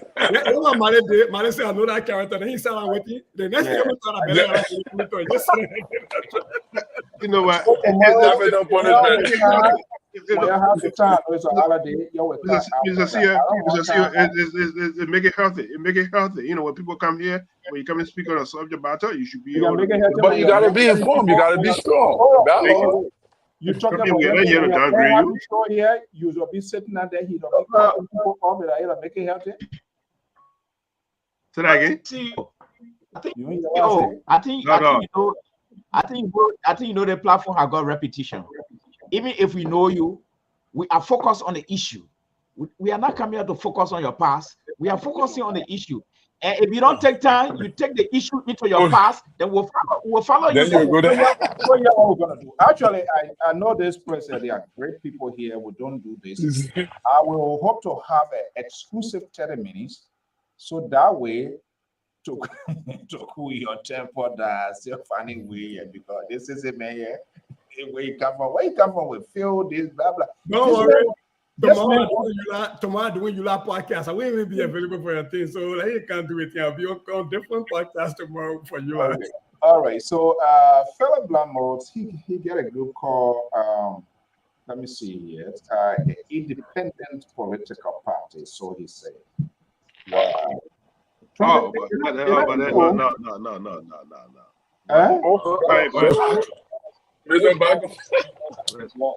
They call You should have called me. The independent Anyway. people's restoration movement of Liberia. But Mr. So, you get, I don't call it, man. Keto trying to speak about his candidate. You can't get Keto the chair. Keto talking. Keto say you know the man very well, his candidate. Oh, no, I didn't hear. Yeah, Keto right there. The man talking. The man trying to give you all the positive. Call me to get information on that man before you really using the airway to come and talk about that. So I ain't say preempting. I'm telling you, there will be Tabata tomorrow over there. Well, it's not on me. And I'm just telling you straight up front. Since they were right, Mr. Mali right. But anyway, giving the opportunity, or Gerald Pumi's to ask him when he had an interview on Gerald Pumi's show, what happened there? But giving the opportunity, I don't know. But I would not condone. The man's a political figure, my man. Get it, man. Well, you know what? Once the man announced that he's a candidate for 2029, I mean, all things considered. I'm not going to be. I'm not going to be mental. As he officially break away from CDC now. Well, Oh, you are with CDC? Those you are don't know? questions. We don't have a question that will come Tomorrow. tomorrow. Do not preempt it. Do not preempt Dr. it. Mali want to enter the man pedigrees. Do not preempt the man. Let's see what comes tomorrow. Let you come on the platform and see what you have to say. So yeah, what we're gonna do? I think here we must be an independent people. Mr. Independent man, you want to go with the liberal then? You can be in two places. So I think that Jerry back on that. We're gonna play the devil advocate. I don't know him. I don't know what it is. I'm not saying I don't know him. I know Philip Blambo. You blah blah blah blah. But I don't want to be judgmental. Let he kick it. Let whoever. When people say they want to tell their story, we give them the opportunity to tell their story.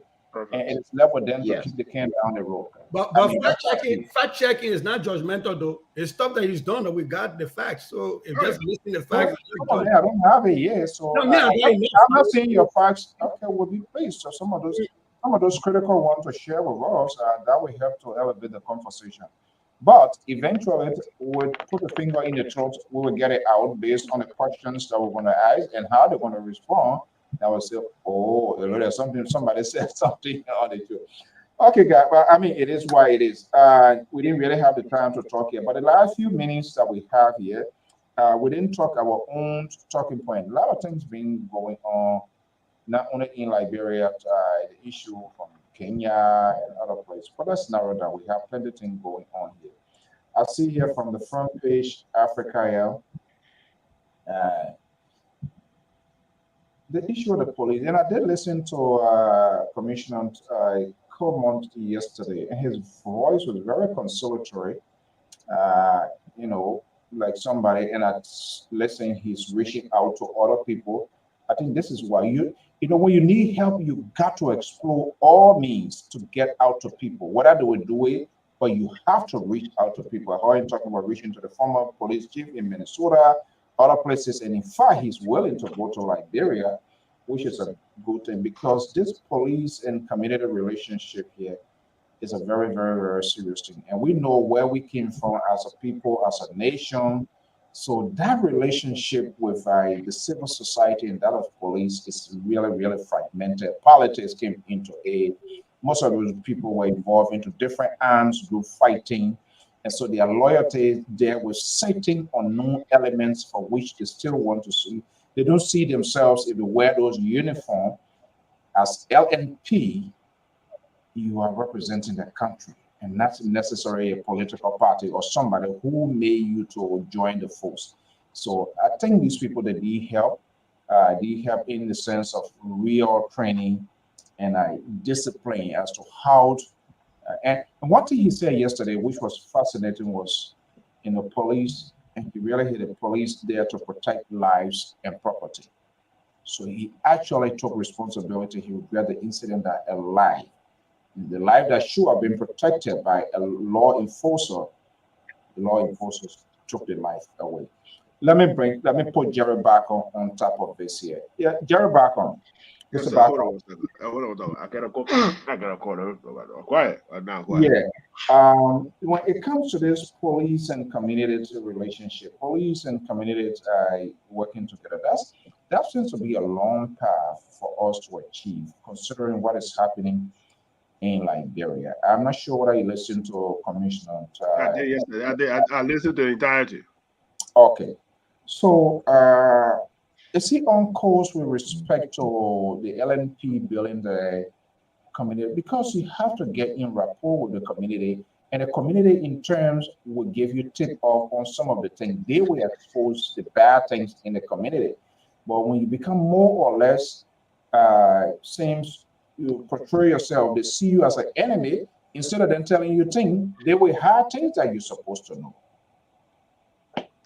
Well, you see, anybody who want to be a commissioner of police or who want to be a brewery or director of police, whatever it is, this guy wrote an excellent book, Mr. Brown. He was a commissioner for Fort County in Florida, and he laid out why most of Mr. What's this? The IG said yesterday. But here's the thing: community policing is integration. You have to be visible. The people have to trust you, and we have to build our confidence level. If we don't have that confidence level, we can get everything in this country, everything in our country. It's not going to work. The idea here is they change our culture within our police system. Yeah, what happened? Say 1966, when the Liberian law enforcement something fall out. Say they had not been revived. Even with all Madam Ellis Johnson said it there, they brought a UMail to train our police officer and everything. But what we can do as a police officer is police integration. You see, let's go back a little bit. When I was a little boy, when I came to Monrovia, we had community policing. We used to call them bara, but they used to come, they used to patrol in the street, and they'll go from between horses and stuff like that. Today, it's lacking. We didn't even know our community, our police community. Yeah? The only place you see there at red light, but there's no community policing. Okay? Until we can go back. And today, the morning policing. Let's take, for example, the police officer in Liberia don't even have a walkie-talkie or radio. Yeah, to call for a backup if something happened to she or he. So, and the culture is that we have to dismantle our culture. All right, we have to dismantle our culture because it's a chronic. I don't care who you can come from. You can come from Scotland Yard. You can come from FBI. You carry to Liberia. It's a chronic disease, and we have to fight it.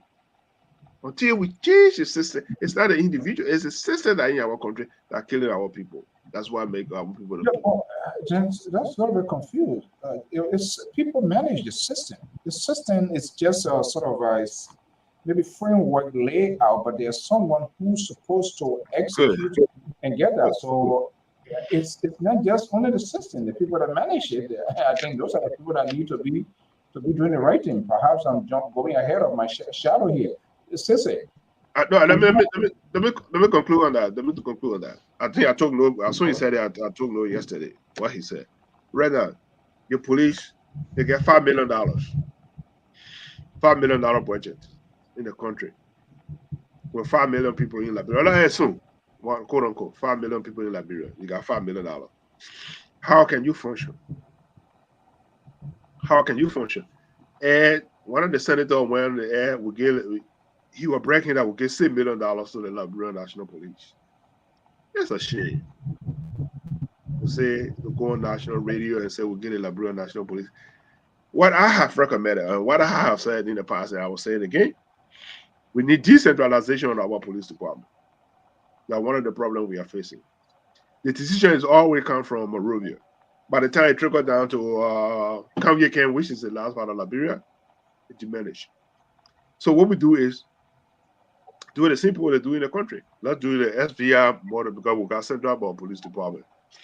we got an East region, we got a South division, and we got a North division, we got a Central division. So we got 15 counties.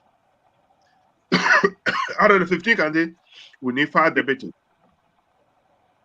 The man that will be in the East region, she or he will be responsible in that place that will report directly to the director of police in Monrovia. Compared to, say, somebody in Grand Judah, by the time I get to Grand Judah, it is too late. The damage has already been done. Look, what happened in Grand Bassa the other day?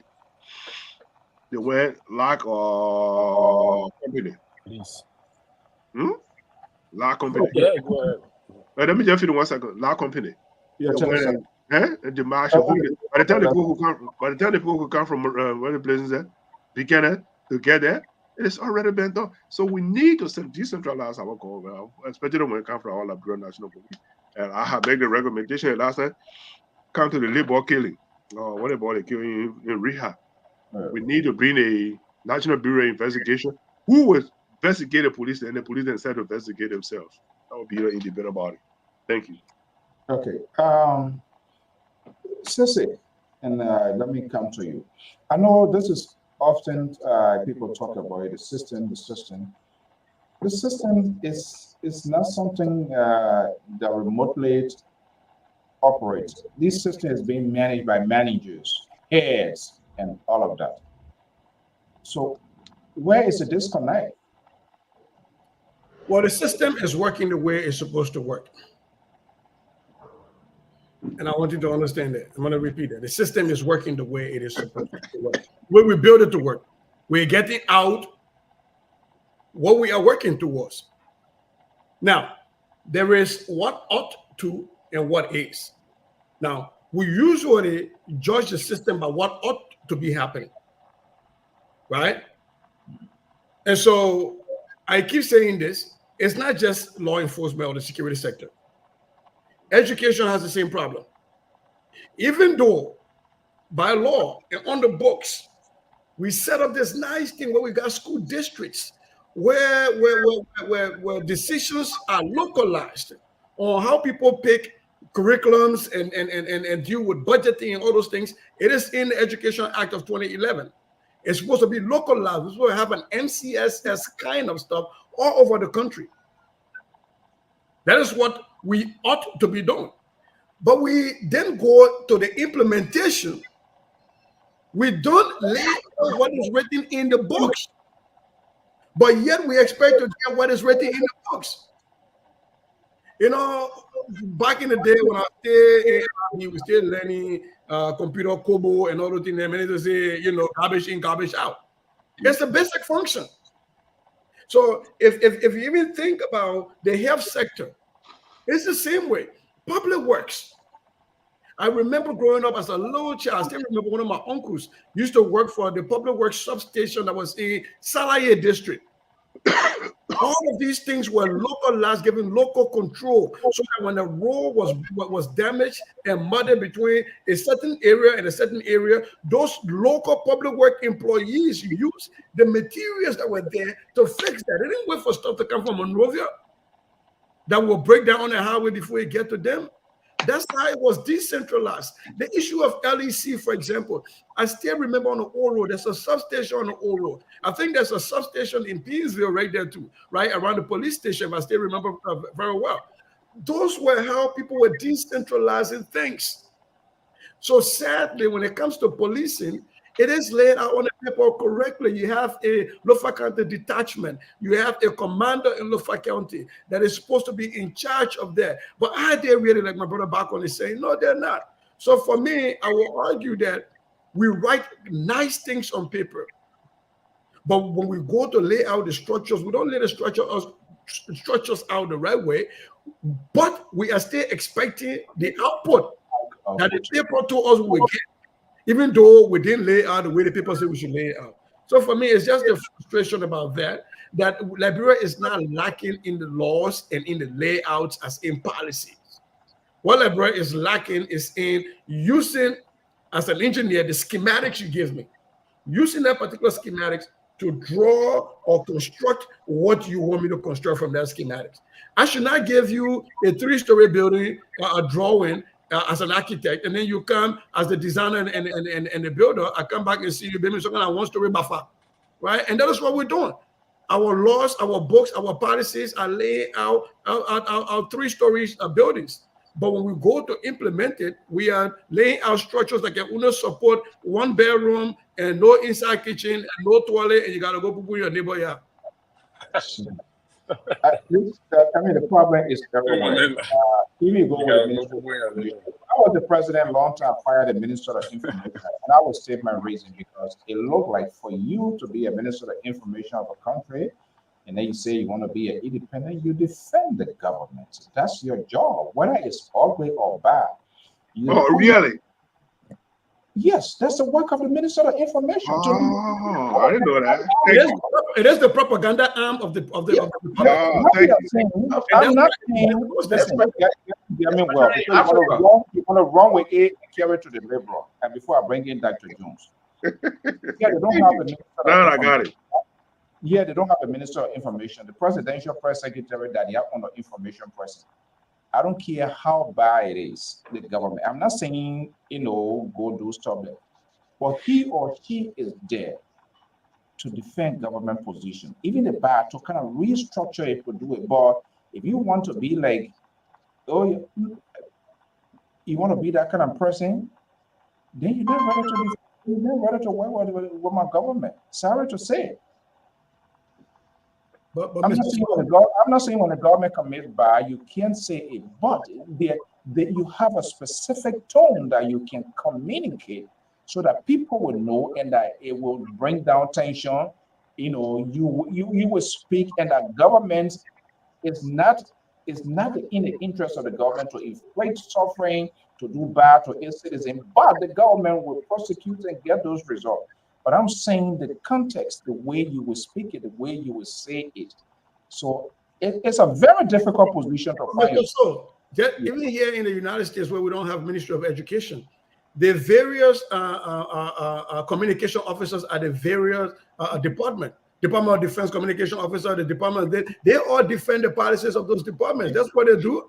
And when you leave the government, then you go write a book or you go become an analyst on CNN or somewhere else and you do your thing. But you can't be saying you know very well what the Ministry of Information was for. I am one person that thinks Ministry of Information should be scrapped. But if you are there, you are the propaganda arm of the government. And you cannot be claiming to be an independent while you stay there. If you want to be an independent, go be on OTFM. I know you're independent. You found with it. Let me break in Dr. June. Military pie. Military can't be finished. You can't still leave me number. Dr. Jones. There's the system thing here we've been talking about is everywhere. I try to figure out how can a system be properly effective, functioning, and not just the title, but results. It's difficult. Well, I don't know whether it's difficult, but one thing I believe in is that sometimes our past can hunt us into the present. I continue to refer all to the cradle of Liberia. Too many things happened in 1847 that continue to hunt us today. See, when His Excellency, former President Doe, took over, he thought eliminating people was the answer. But unfortunately, he left the system in place. You see? And what happened? The system devoured him. The system swallowed this guy. So when you move the people, you got to move the system. You got to break down the structure. Then you will be heading for some results. All right? So now even the corruption in 1847 is no more the corruption now.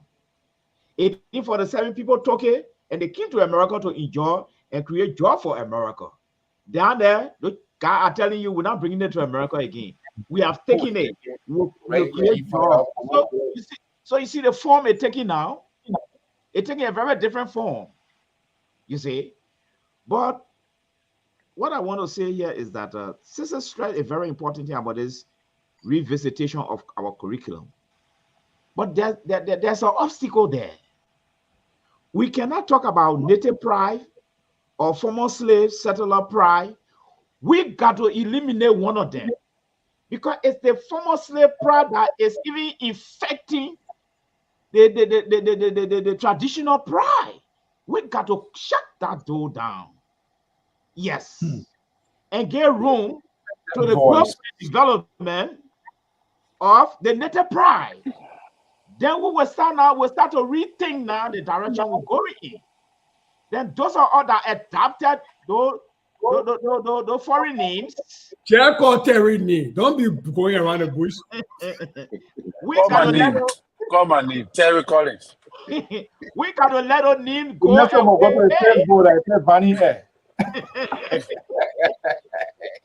You see?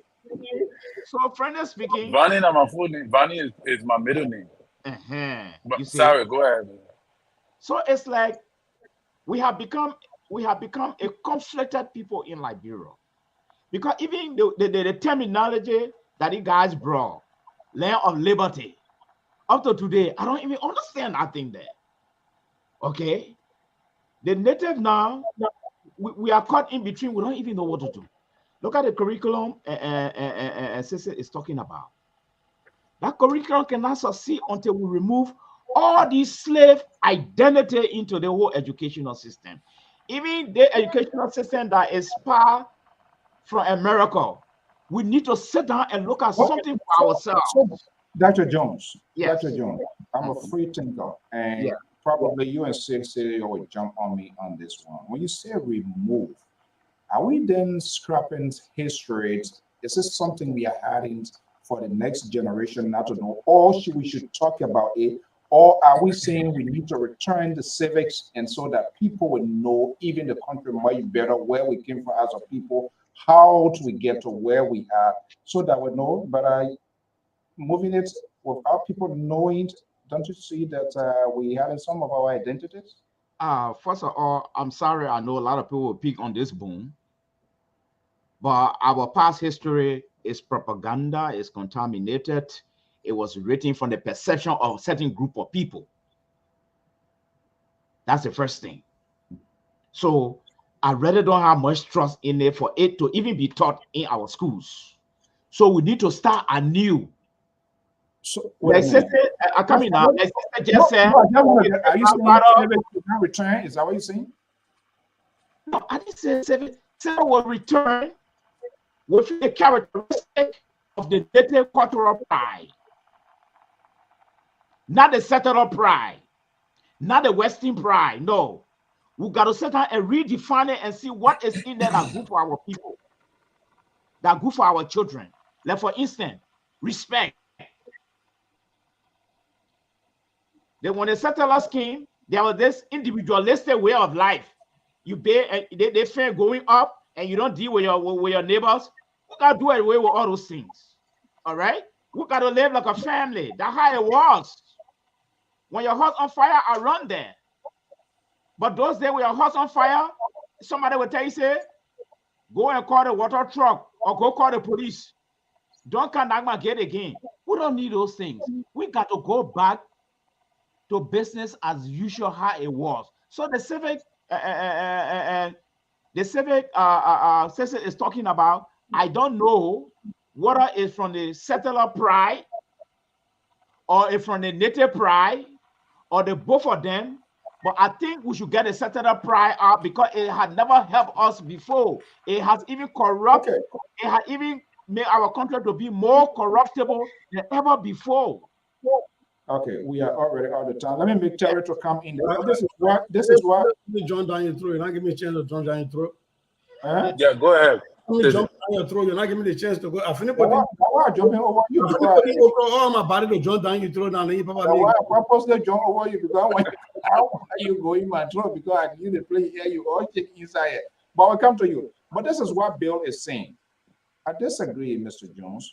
Like the whole first branch of government right now is all native guys. So what are they doing differently? I mean, that's his view, that's his opinion. We're not going to put him in far right here.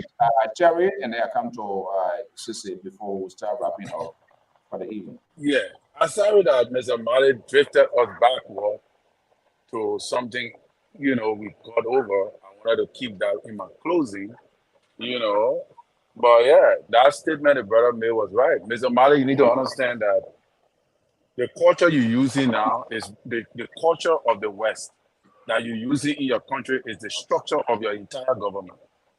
So if you want to change that culture and get rid of it, that means you also got to get rid of the governing system that you believe in, that you call democracy, that you jump in all your America running behind. And if you can come on Lpr to defend the culture you're talking about, also give you the ability to express the Queen language that you're using, that you're speaking. Because culture involves vernacular, involves your language, it involves all of that. What makes you to claim that one says, what Bonnie, Evans were very brilliant. They scaling, I never expected Evans to even bring all of that because those things are just, but they are emissary that you keep to use when things get very difficult. But this is the thing that baffles me, right? You love the culture, is good, but why can't you bring your children back home to join the culture? There's this deception here that make me to believe that you don't really love your culture because you don't trust what happened and you are afraid to discuss it. That is the reason why you cannot bring your own children back to go back to the society bush to join. Who told you so? If you truly a patriot, if I was the Zoe in your village, if I was the Zoe, I would demand that your children come to the village there to go there. Number one. Number two. What made my children have that My recommendation, I'm not only speaking to you. My recommendation for the culture, which of course I am also a part and I was embedded, is that make it open. This is children you're dealing with. It's not only you talk about the amazing. I'm not part of the amazing and I will never join. I have family members who are part of the amazing. I will never join the amazing. There are people that have been inviting me to go there. I'm never going to join because the amazing was used to marginalize our people, strip them naked of many things. And most of what I've even heard, the amazing does not believe in the theory. But what I'm talking is that it's very simple. Make the culture exposed to the people. If the culture is good, I've heard a lot of good things in the culture too, besides the bad thing that what somebody said, that they teach the people of leadership, they teach the women how to cook, they teach the women, the boys how to something. But these are kids you're dealing with. So make it open, make it open to audit, make it open to evaluation, make the culture to become a culture that will be used to evolve the educational system that what system recommended, that let the children learn the culture if it is good for them. Let them learn it. Open it up, open the poor and the silent society up to the society that the children will learn. But these are kids. The Freemason, you have the free will to join, and kids don't join the Freemason. You got to be an adult to join. And I am not even a parent, But these are some of the things. Mr. Boyer, let's quickly before we wrap up. Let me get pick up real quick what Terry stopped. You can be baptized as a kid. They can chop you on the water and tell you to eat somebody's body and drink somebody's blood for communion as a kid. But that's a whole different thing. In Christianity, we do that. And we call it Holy Communion. Because if that was happening in African culture, we would say they're barbaric. Nobody blood will drink it. Nobody will drink nobody's blood. Bro, you are talking because I know that. Sorry. Go ahead. I know things that can get dedicated to God and baptized in churches. Minors. And these minors. It's open. So evaluation. Our culture is open. Nobody takes you without your parents' involvement in the pro society. Again, I'm speaking to you as a member of the pro society, not just a member, as somebody who went really high in the pro society. And I was waiting for my last closing to talk to my brother because you are mistaking intelligence with culture. And somehow you think America does not have a culture. Ask any one American. There is no culture. Because it is a hodgepodge of so many people, including us. So to say that because America is developed, that means that their culture is better, that is a misunderstanding of a definition of culture. To even say, oh, Mr. Goya over there, now here, would it have been better in Lofa County? You're trying to restrict culture to now say, oh, because I said that I went to the pro society, that therefore I should have stayed there because I came to America, that means my culture is not correct. I'm struggling to understand that. Because let me tell you this. One of the reasons I'm able to talk about mathematics the way I talk about mathematics is because I always ask myself, what were my people doing? Every time I learn something critical in mathematics, I go back to ask myself, what were my people doing? When I talk about accounting, system, the base 10 system that we have that they call the Arab Hindu system. The reason they call it an Arab system is because the North Africans came down always to the West and they took that system for us the way we counter and enslave us into out of those people and got it. So when we do base 10 in Loma, when we do it in Bandi, when we do it in Gizi, when we do it in Basta, when we do it in Kran, it's the same way these people count. And so there has been intelligence all along. So don't misunderstand our inability to expand on what our people knew as a flaw on our culture. That's not a culture. That's an intellectual laziness on our part. So let me say this: things that happen in this Judeo-Christian folks' mind. You go to the Catholic Church or to the Lutheran Church, there's always an acolyte. They call them acolyte, these little kids that are in front with a cross. And sometimes you got somebody swinging this thing and the incense is coming out. You know how we call that in Lofakante? Le Kolubai. Le Kolubai come before the priest. That is why Yeke Kolubai is. If you remember the iconic picture that Yeke Kolubai took during the election in Lofakante, where he had the stuff on him, the raffia on him, that is the iconic dress of the acolytes in Lofakante. So the white man call it acolytes, you accept it, but you call yours a devil. But look, let's get back to this thing because I don't want to go into that. We can teach that on a whole different day. The point I'm trying to raise here is that for me, I'm not for us erasing one culture. Dr. Mali, I think this is where, a little bit I was skewed a little bit. And I understand your point, to be very frank, I really understand your point on an intellectual basis. But my thing is, I don't want a curriculum to be picking winners and losers. I want a curriculum to expose our scholars to everything we have. And let them make judgment, sound judgment. Let's give them the tools to be able to make sound judgment. One thing I would say, though, A. Doris Bank Henrys was a fraud, was a shame, was not a scholar. Her book should never be taught in Liberia, in Liberian schools. And to talk about, what Dr. Mali said about Samuel Doe, I know a very good example about changing people and not changing system. He took away Matilda Newport Day. But when he left in place of Matilda with Newport Street and he left the monument, that is taking away people a living system in place. And that system will swallow. So my thing is, you have to introduce the history of our people, the culture of what Jerry Bacon referred to as the native. You have to also teach what these other people brought to us from the Caribbeans and from America and from other African countries that were captured slaves or recaptured slaves. What culture did they bring? Because those cultures all interact, whether we like it or not, they all interact. Like Mr. Bacon said right now, you have the native Congo. There is not one true person who can truly just say I am Congo purely through and came back from South Carolina. We are all intermarried, and the bloodline has been mixed. So I think Liberian schools ought to teach the benefits and the side effect of all of these cultural practices. And I agree with you, Terry. I think it's about time we start to teach about those same teachings that happen in the Sandy Society in our Liberian schools. It's about time we start to teach about those values that were taught in the Pearl Society in our Liberian schools. I think it's about time we move the veil of darkness on those cultures. All right, let's go to our men on the line as we close up to wrap up for the day. And I'm going to be having a full conversation with the Blamo man. Let's see what comes out. Kelta, are you there? Yes, sir. Hopefully, yeah. Let's hear your closing argument. Yeah, thank you, brother, sister, for educating our brother. Like I said, the things that you don't know, those things are older than you. If you want to know, you got to sit and listen to people that are close to it or people who form part of it to give you education. Sister said something that you agree that it should put our culture like the product society that in school.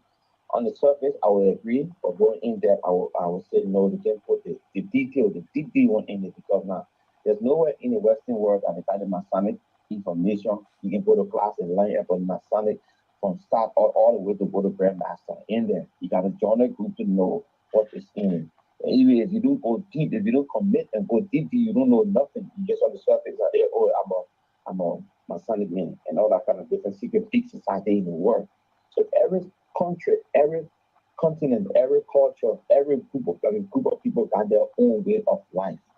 I will agree with you, Terry, if you say that, we have to improve in our culture as far as development. But to do away with our culture, I tell you, hell no, we shouldn't do that. Because if you do that, then you are cut off society. You're people that have no direction. You only take direction from other people, and what they give you, that what you take, and then you know why. Because that's what happened to Africa today. The white man comes and the white man comes to Africa and tell Africa what to do, whereas we know what to do, but they put their own stuff in, or even their own stuff, they don't even believe in it to the extent. The Bible that you believe in today, the Christianity that you have today, it came from this side of the world. But what we're seeing today is a big contradiction of what we taught us. Speak the truth and the truth will set you free. What happening today in the society? Is the truth being told? No. They put people on sanction in other countries and call them criminals, and they should not participate in government. What happened today? We saw one of the biggest scams ever in the history of this country when we saw a president who has been convicted of criminal stand and debate with a sitting president to go in the election. Isn't that a contradiction of what he's saying around here? You have to open your eyes and see beyond what people tell you. Trust yourself.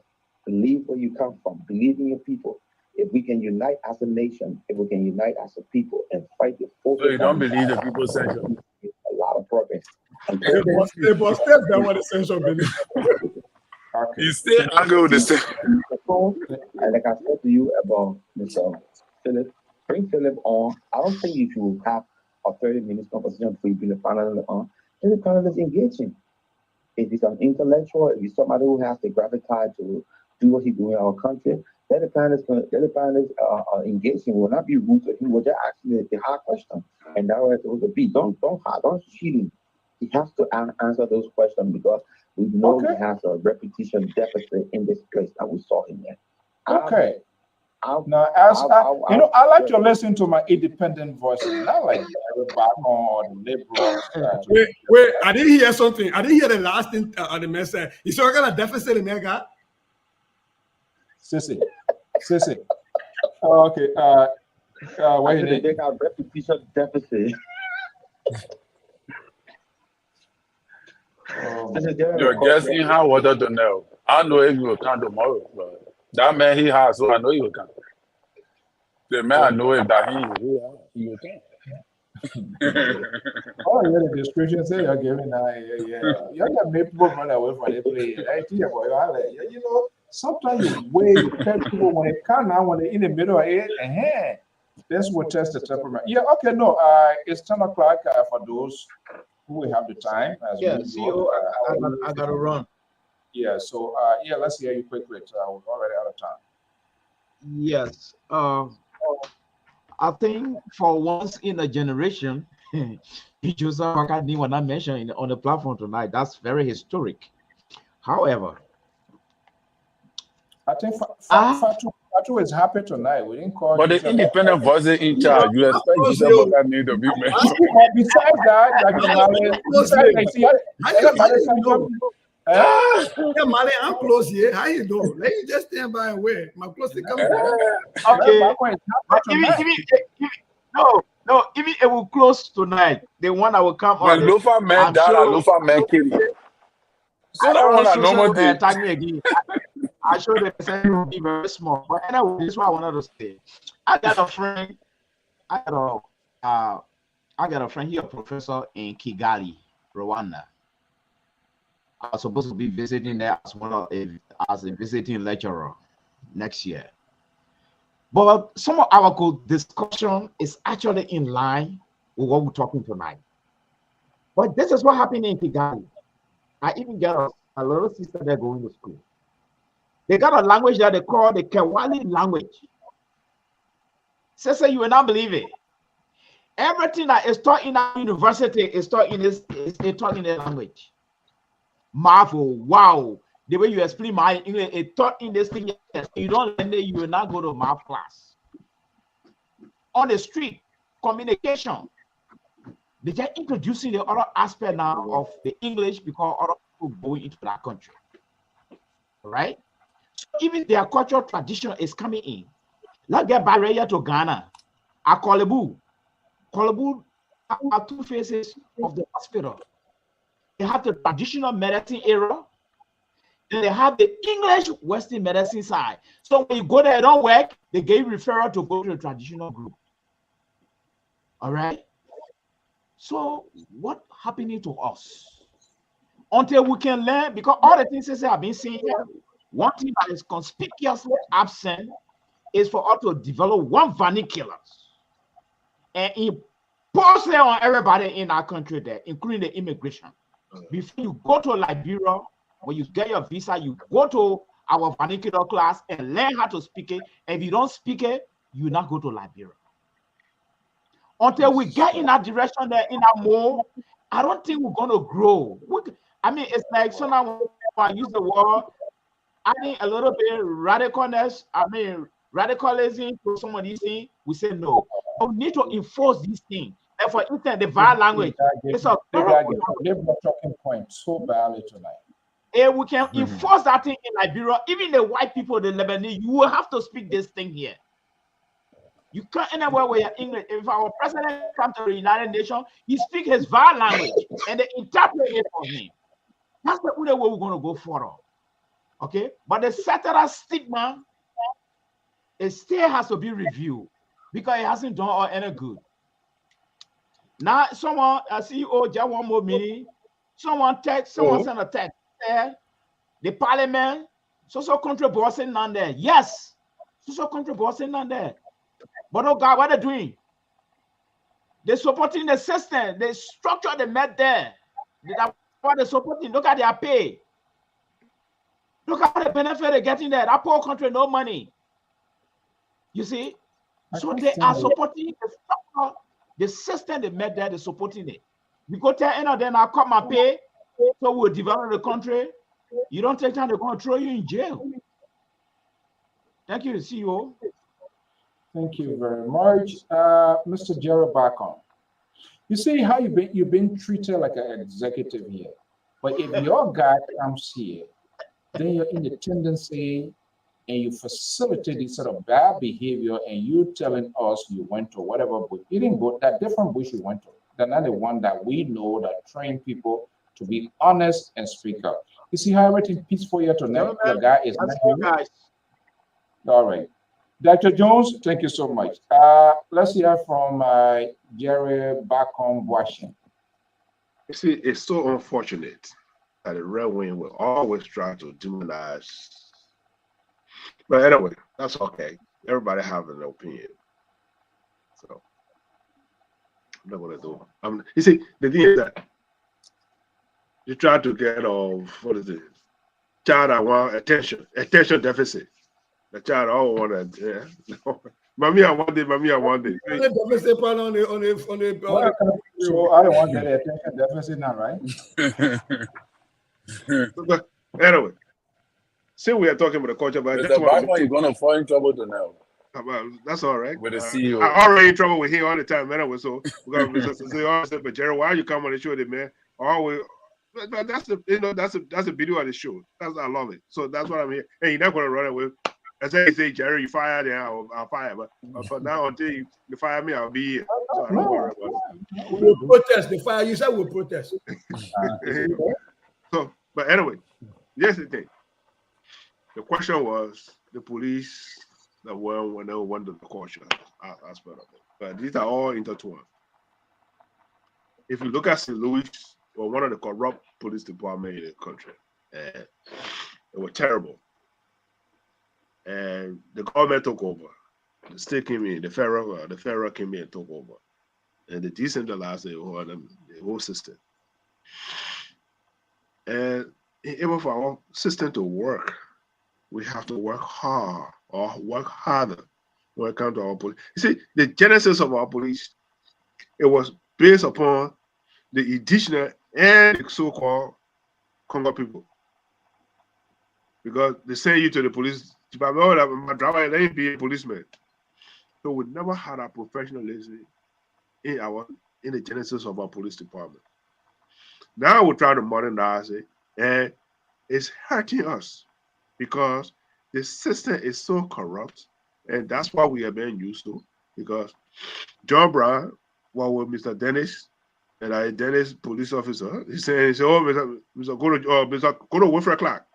Then Mr. Wilfred Clark employed him. Jerry Bacon became a chief of police officer. Where is my loyalty? to Mr. Dennis, because you get what? He gave me a police work. Now my name has changed. Bear in mind, even our Jared living with him, but my name has changed to a police officer. But that Genesis is still there. Let me make a conclusion with our brother culture issue here. You see, the culture issue here is important because if we look at it, let me give you one illustration of it.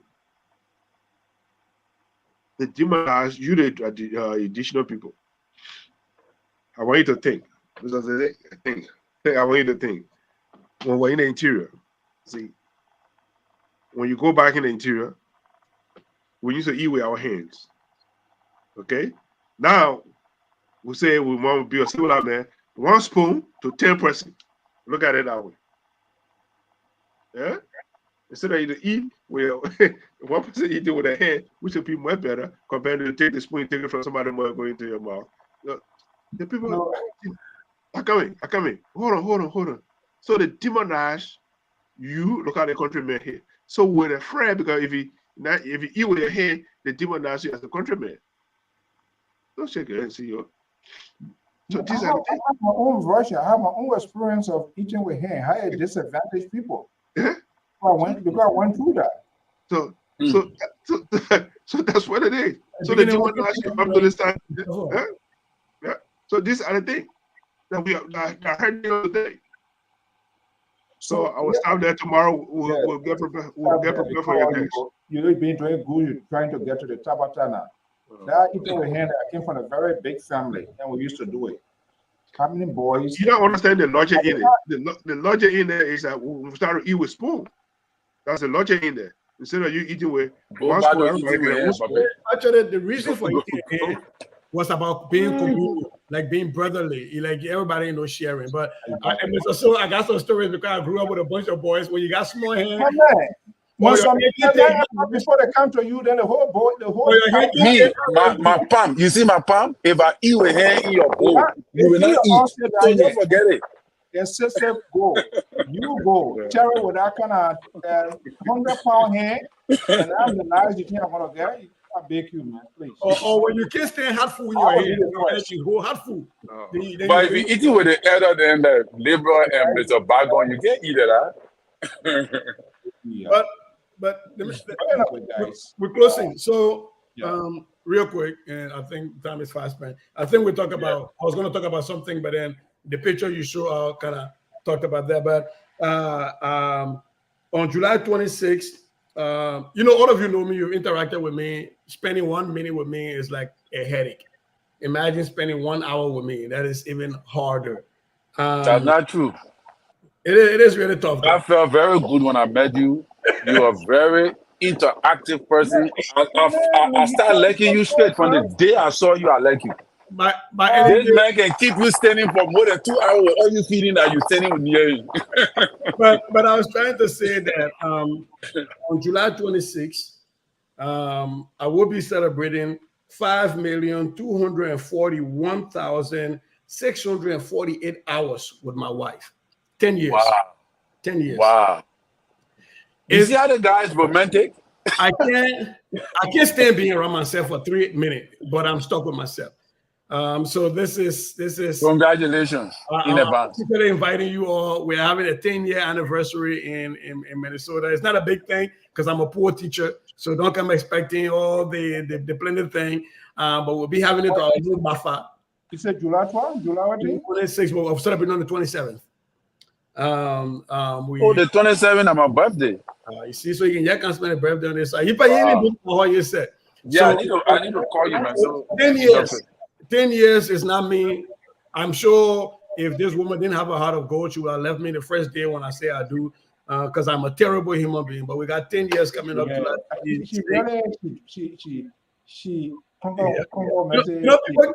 People can always say my better half. It means like, the 50-50. I mean, I always say my better 3/4. She's like 75%, I'm the 25%. Like if we went 50-50, it would still be rotting. Because I am rotten to the core. So to have somebody to ignore all my craziness, you want to see the one side of me. and I guarantee you there's like a whole lot of ugly side of me. So I wanted to put it out there. The team is invited. We're not doing anything big, but I just want to use this time to honor my wife and say, you know, when I can step down here and get on a Zoom call, I was doing some work in the backyard, and I said, oh, I gotta go get on my boys. She said, hey, politics, you know, but she understands that and allows me to be me, allows me to do what makes me happy. I just want to use my closing, part of my closing to say, you know, we'll be 10 years, and I am who I am largely because of the woman that I got. She allows me to fly high. So, if I got you correct, the date is July what, 27th? The actual date is July 26th, but because it's a Friday, we decided to do on the next day on the 27th on a Saturday. Which is Friend Message Samedi, Yeah, right? yeah. Well, so it will be like a Samedi SWAT in Minneapolis, Minnesota. Okay, right. You never know. I can close out on making Breakable happy because they'll call my name.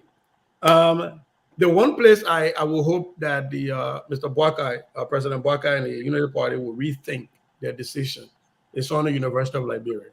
I support them removing Nelson. He should not have been president in the first place with a definitive degree. But I do not support the idea that you bring back Hassan Conte, a former president of the university, and then put him in charge of the search committee. Now, if you really want somebody who wants to come and change the university, who is going to come and talk to Hassan, who has been a president before, who has participated in building this rubbish that you want to break down? How do you tell that person that I need to change your handiwork and you still be preferred? I think having Hassan Conte to be in charge of the search committee, I think is short-sighted. I will hope the president can reconsider that, and I hope the board of the university, in the best interest of attracting the best mind, can consider either hiring a law firm to lead. Hassan Conte can continue to be the interim president, but for him to lead a search, to come and bring systemic change to a system that he participated in building, to break down some of the things that he holds near and dear to his heart, I think it's short-sightedness. I will hope the president and his people can rethink that idea and allow him to become interim president, but have a legal firm to lead the search, an independent legal firm to lead the search. Wrong administrative decision by the president, in your word? Is that the conclusion to your argument? I don't know if it is administrative, but I think it's the wrong decision by the board, University of Liberia board, that supported it. And he did say with the advice and concern of the board. So let me bring in the Boakian. Mr. Bakon, we got to bring you back. You see how I'm fair to you tonight? So hopefully you convey them to the liberal that you were treated with a rare carpet despite of your. So let me just ask you, what sister said. Do you agree with him? No, look, I've been saying it a long time ago. The University of Liberia need to be an independent body compared to the president. It's all appointed. I am talking about the decisions. Can you rest? Let me answer your question. I won't answer the question the way you anticipated for me to answer. I'll answer the way I want us to your question. I want you to answer for the audience to get a takeaway. I don't want. I'm answering. Look, I am saying the University of Liberia need to be an independent body where they will find their own. The board of directors should be able to select it instead of every time the president appoint these people. I mean, personally, I disagree with it, even when I was in Liberia. Do you disagree with the president's position on that? I just told you the board of trustees should be able to have the power to select their own president of the University of Liberia. That guy is not answering my question. You want to answer for him before we go? Well, he's not. I'm not paying to be my lawyer. He's not my lawyer. I said you want to do on a pro bono. That's fine. Terry. Yeah. Can you answer for us? So our audience need to get a takeaway. Sisi made a definitive position. Jerry Bacon is still playing his bargaining chip with the Liberal, exchanging texts, not to answer my question that I'm asking. It is a legitimate question. This is where you guys at Sisi don't get along. He says A, he sees it, and he say A and speak his honest mind and make recommendation. Unlike you and the Liberal, you don't. Everything is okay. And when they ask you, then you give us some sort of window dressing and you think we want to post Skype on something here and just get it out there for sale. So before I go to Terry, I give people second chances. Are you ready to answer my question?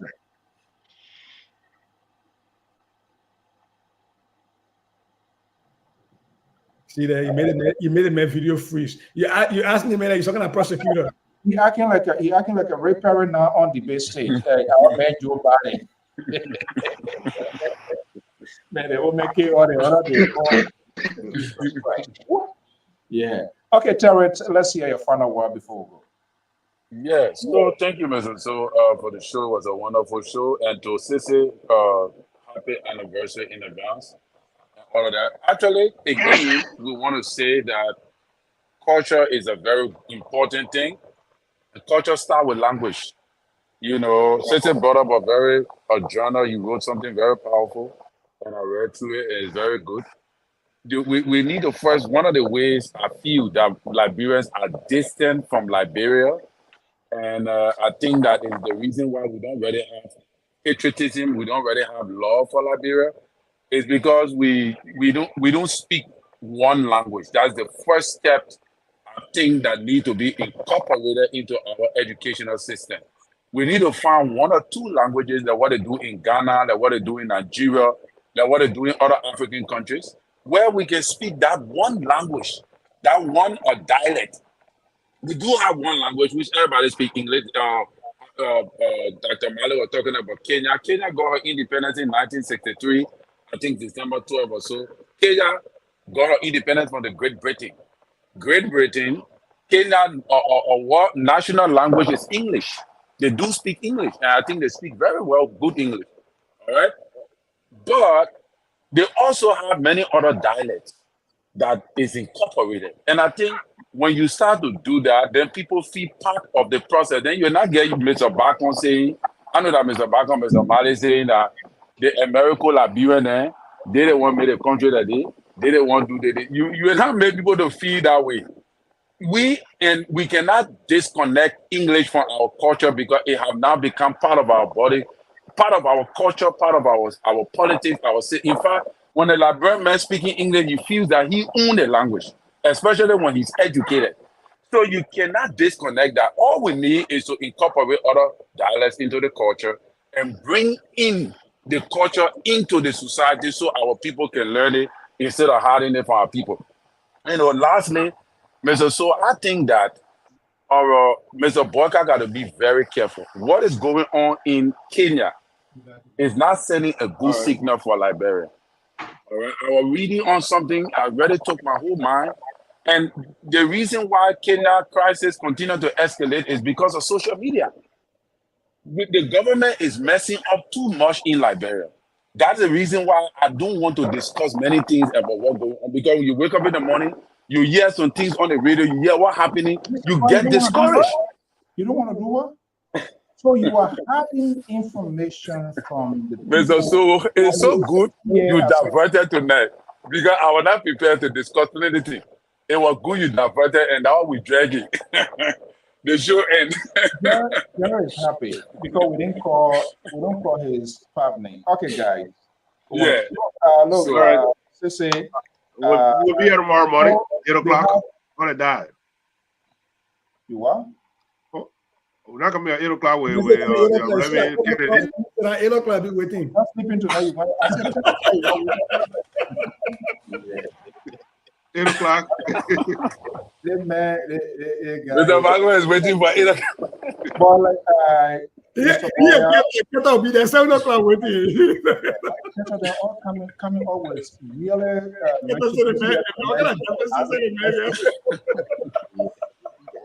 Reputation deficit. Jesus Christ. I will laugh. I will not participate in violence for Independence Day. I will be watching the show.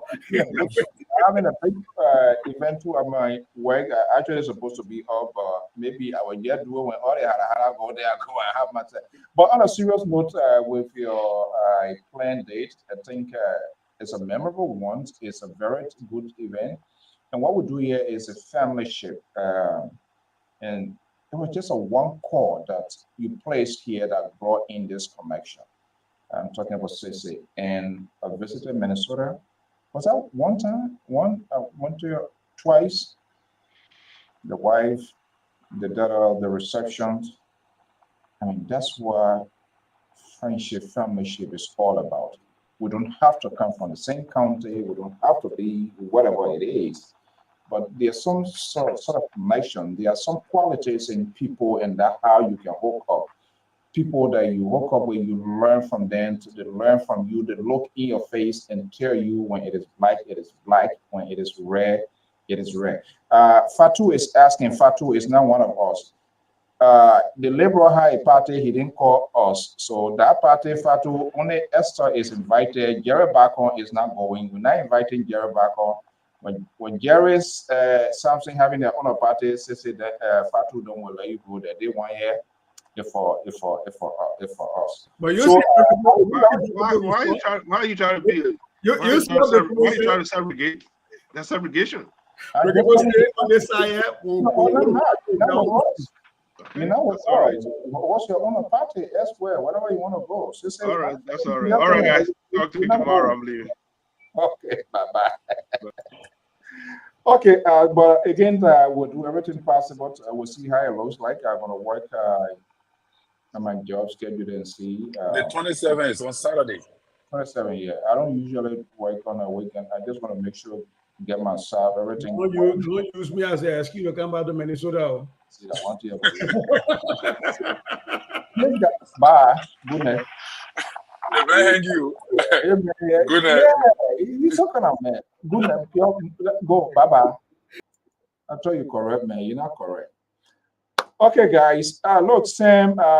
Thank you so much. Your interaction. I'm not sure this is the first time on this. This week. I'm not sure whether this. I think the name, perhaps, if there's no other name. If this is the first time yet, I really appreciate your interactions, your engagement.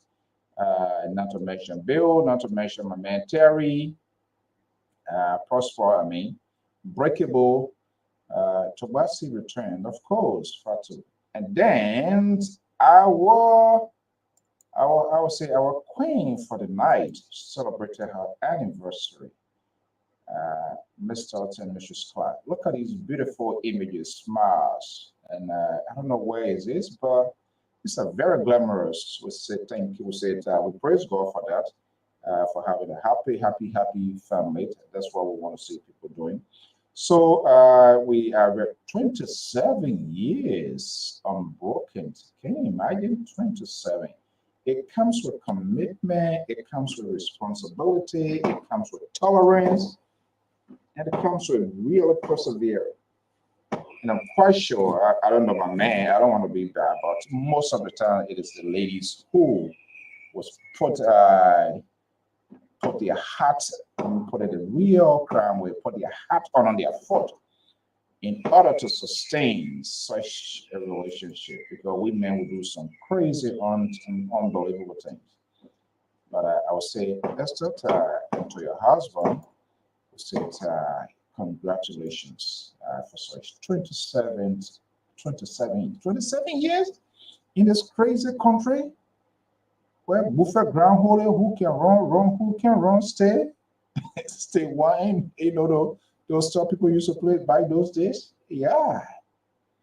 Because people, even you call your own friends, they come and cause problem in your home. And for somebody to keep up that relationship, somebody might have paid the price somewhere down the road.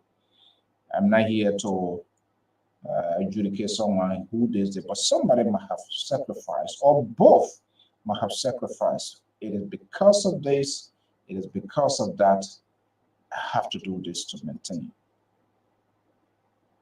I want to say congratulations. We are happy and we prayed this 27 years should triple another 27 years until you guys reach your old age. And then the kids will be happy, because that's what we're supposed to do. These are things we must be talking as well. When we have this conversation, we should celebrate people's success story. Now, normally this one, that. All of these people, they are failed people. And that's why LPR has embarked on.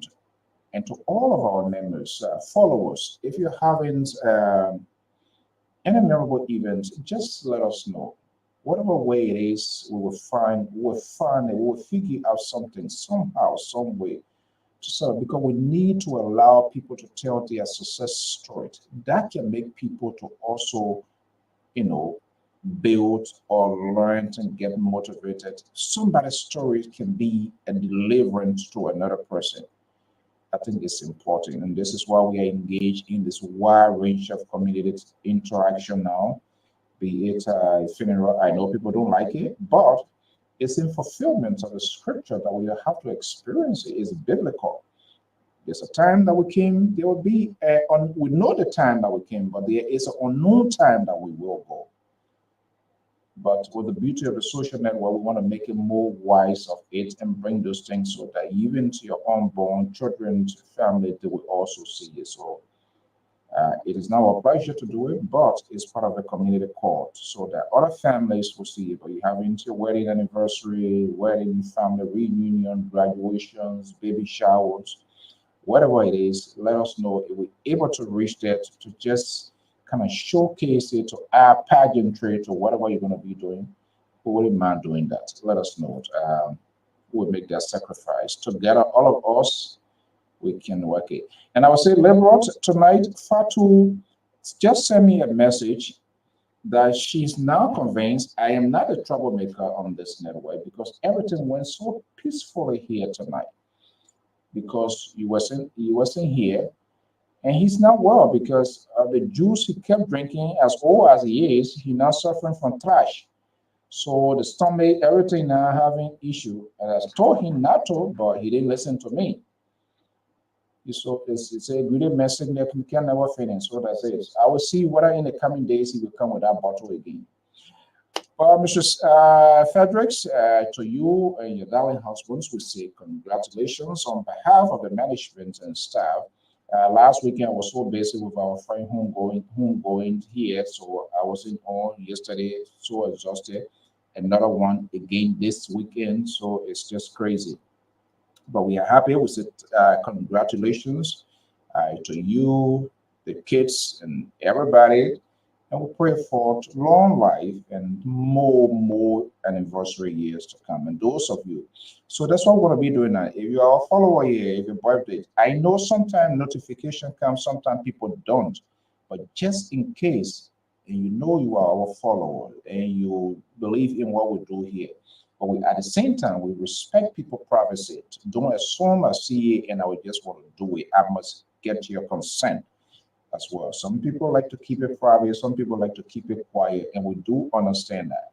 But in the event you having a historic, you know, event, maybe your birthday, and you want us to send you best wishes, you want us to go public, just even in 2 hours ahead of time, just make sure. Don't say, oh, because we are friendly and so you're gonna get that notification. Sometimes we throw the phone away and just do different things unless we are committed to do that.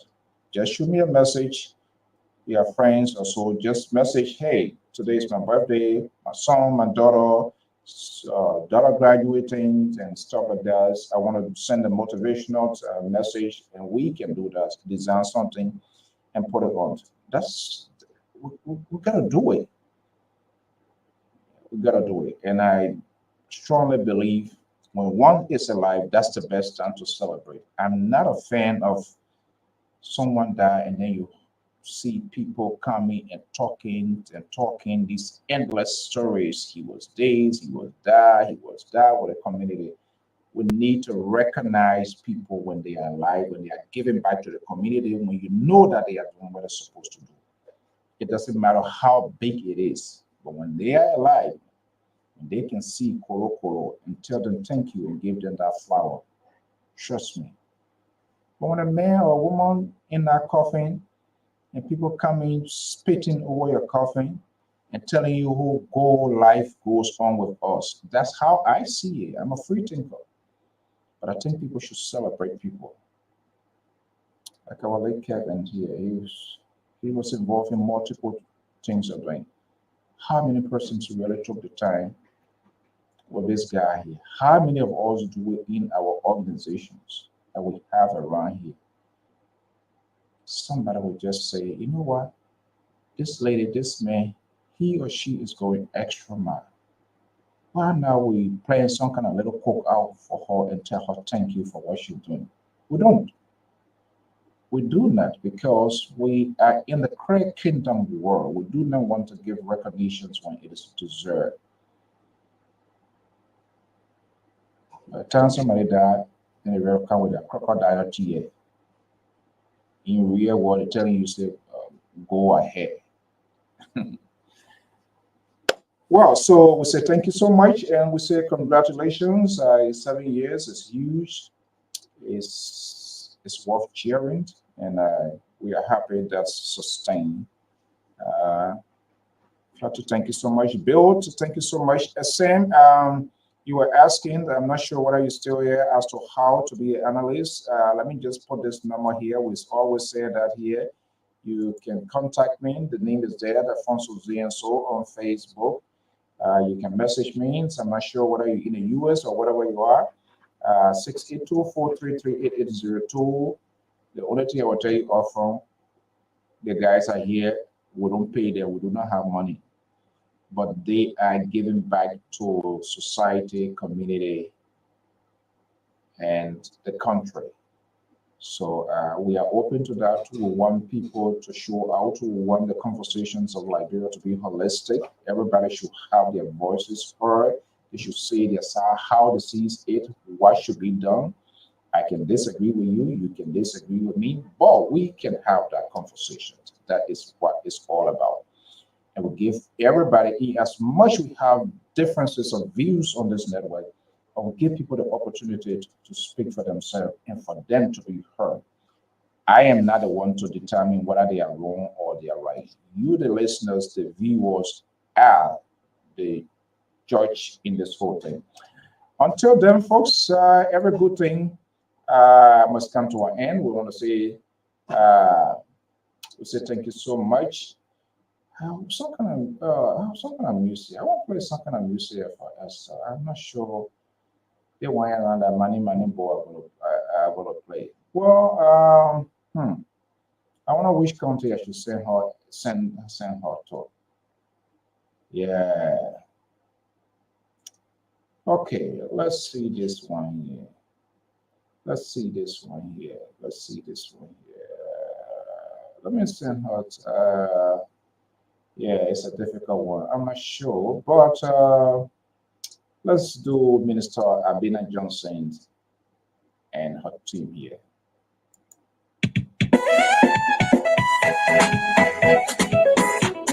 Hallelujah. Man karabokara magaza. Hey, mama. I'm the one everyone casts their way, yeah. But the Lord did not give it on me. He made a way when there is no way.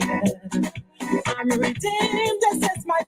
So, Sam, you can contact her on the number 682-433-8802. It's available via WhatsApp.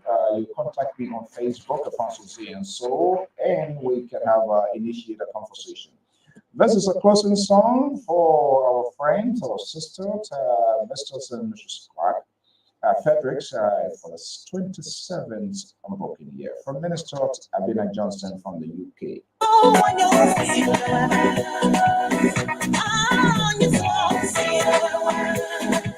When I see just doing in my life, I have no option but to praise His name. My Lord, I will follow you till the end. Ooh, I'm lost without you. My journey on the river now down. And my Lord, it's that I want to do this one. But that must be new, and what was that new? What it can all was the other way. I'm just so happy.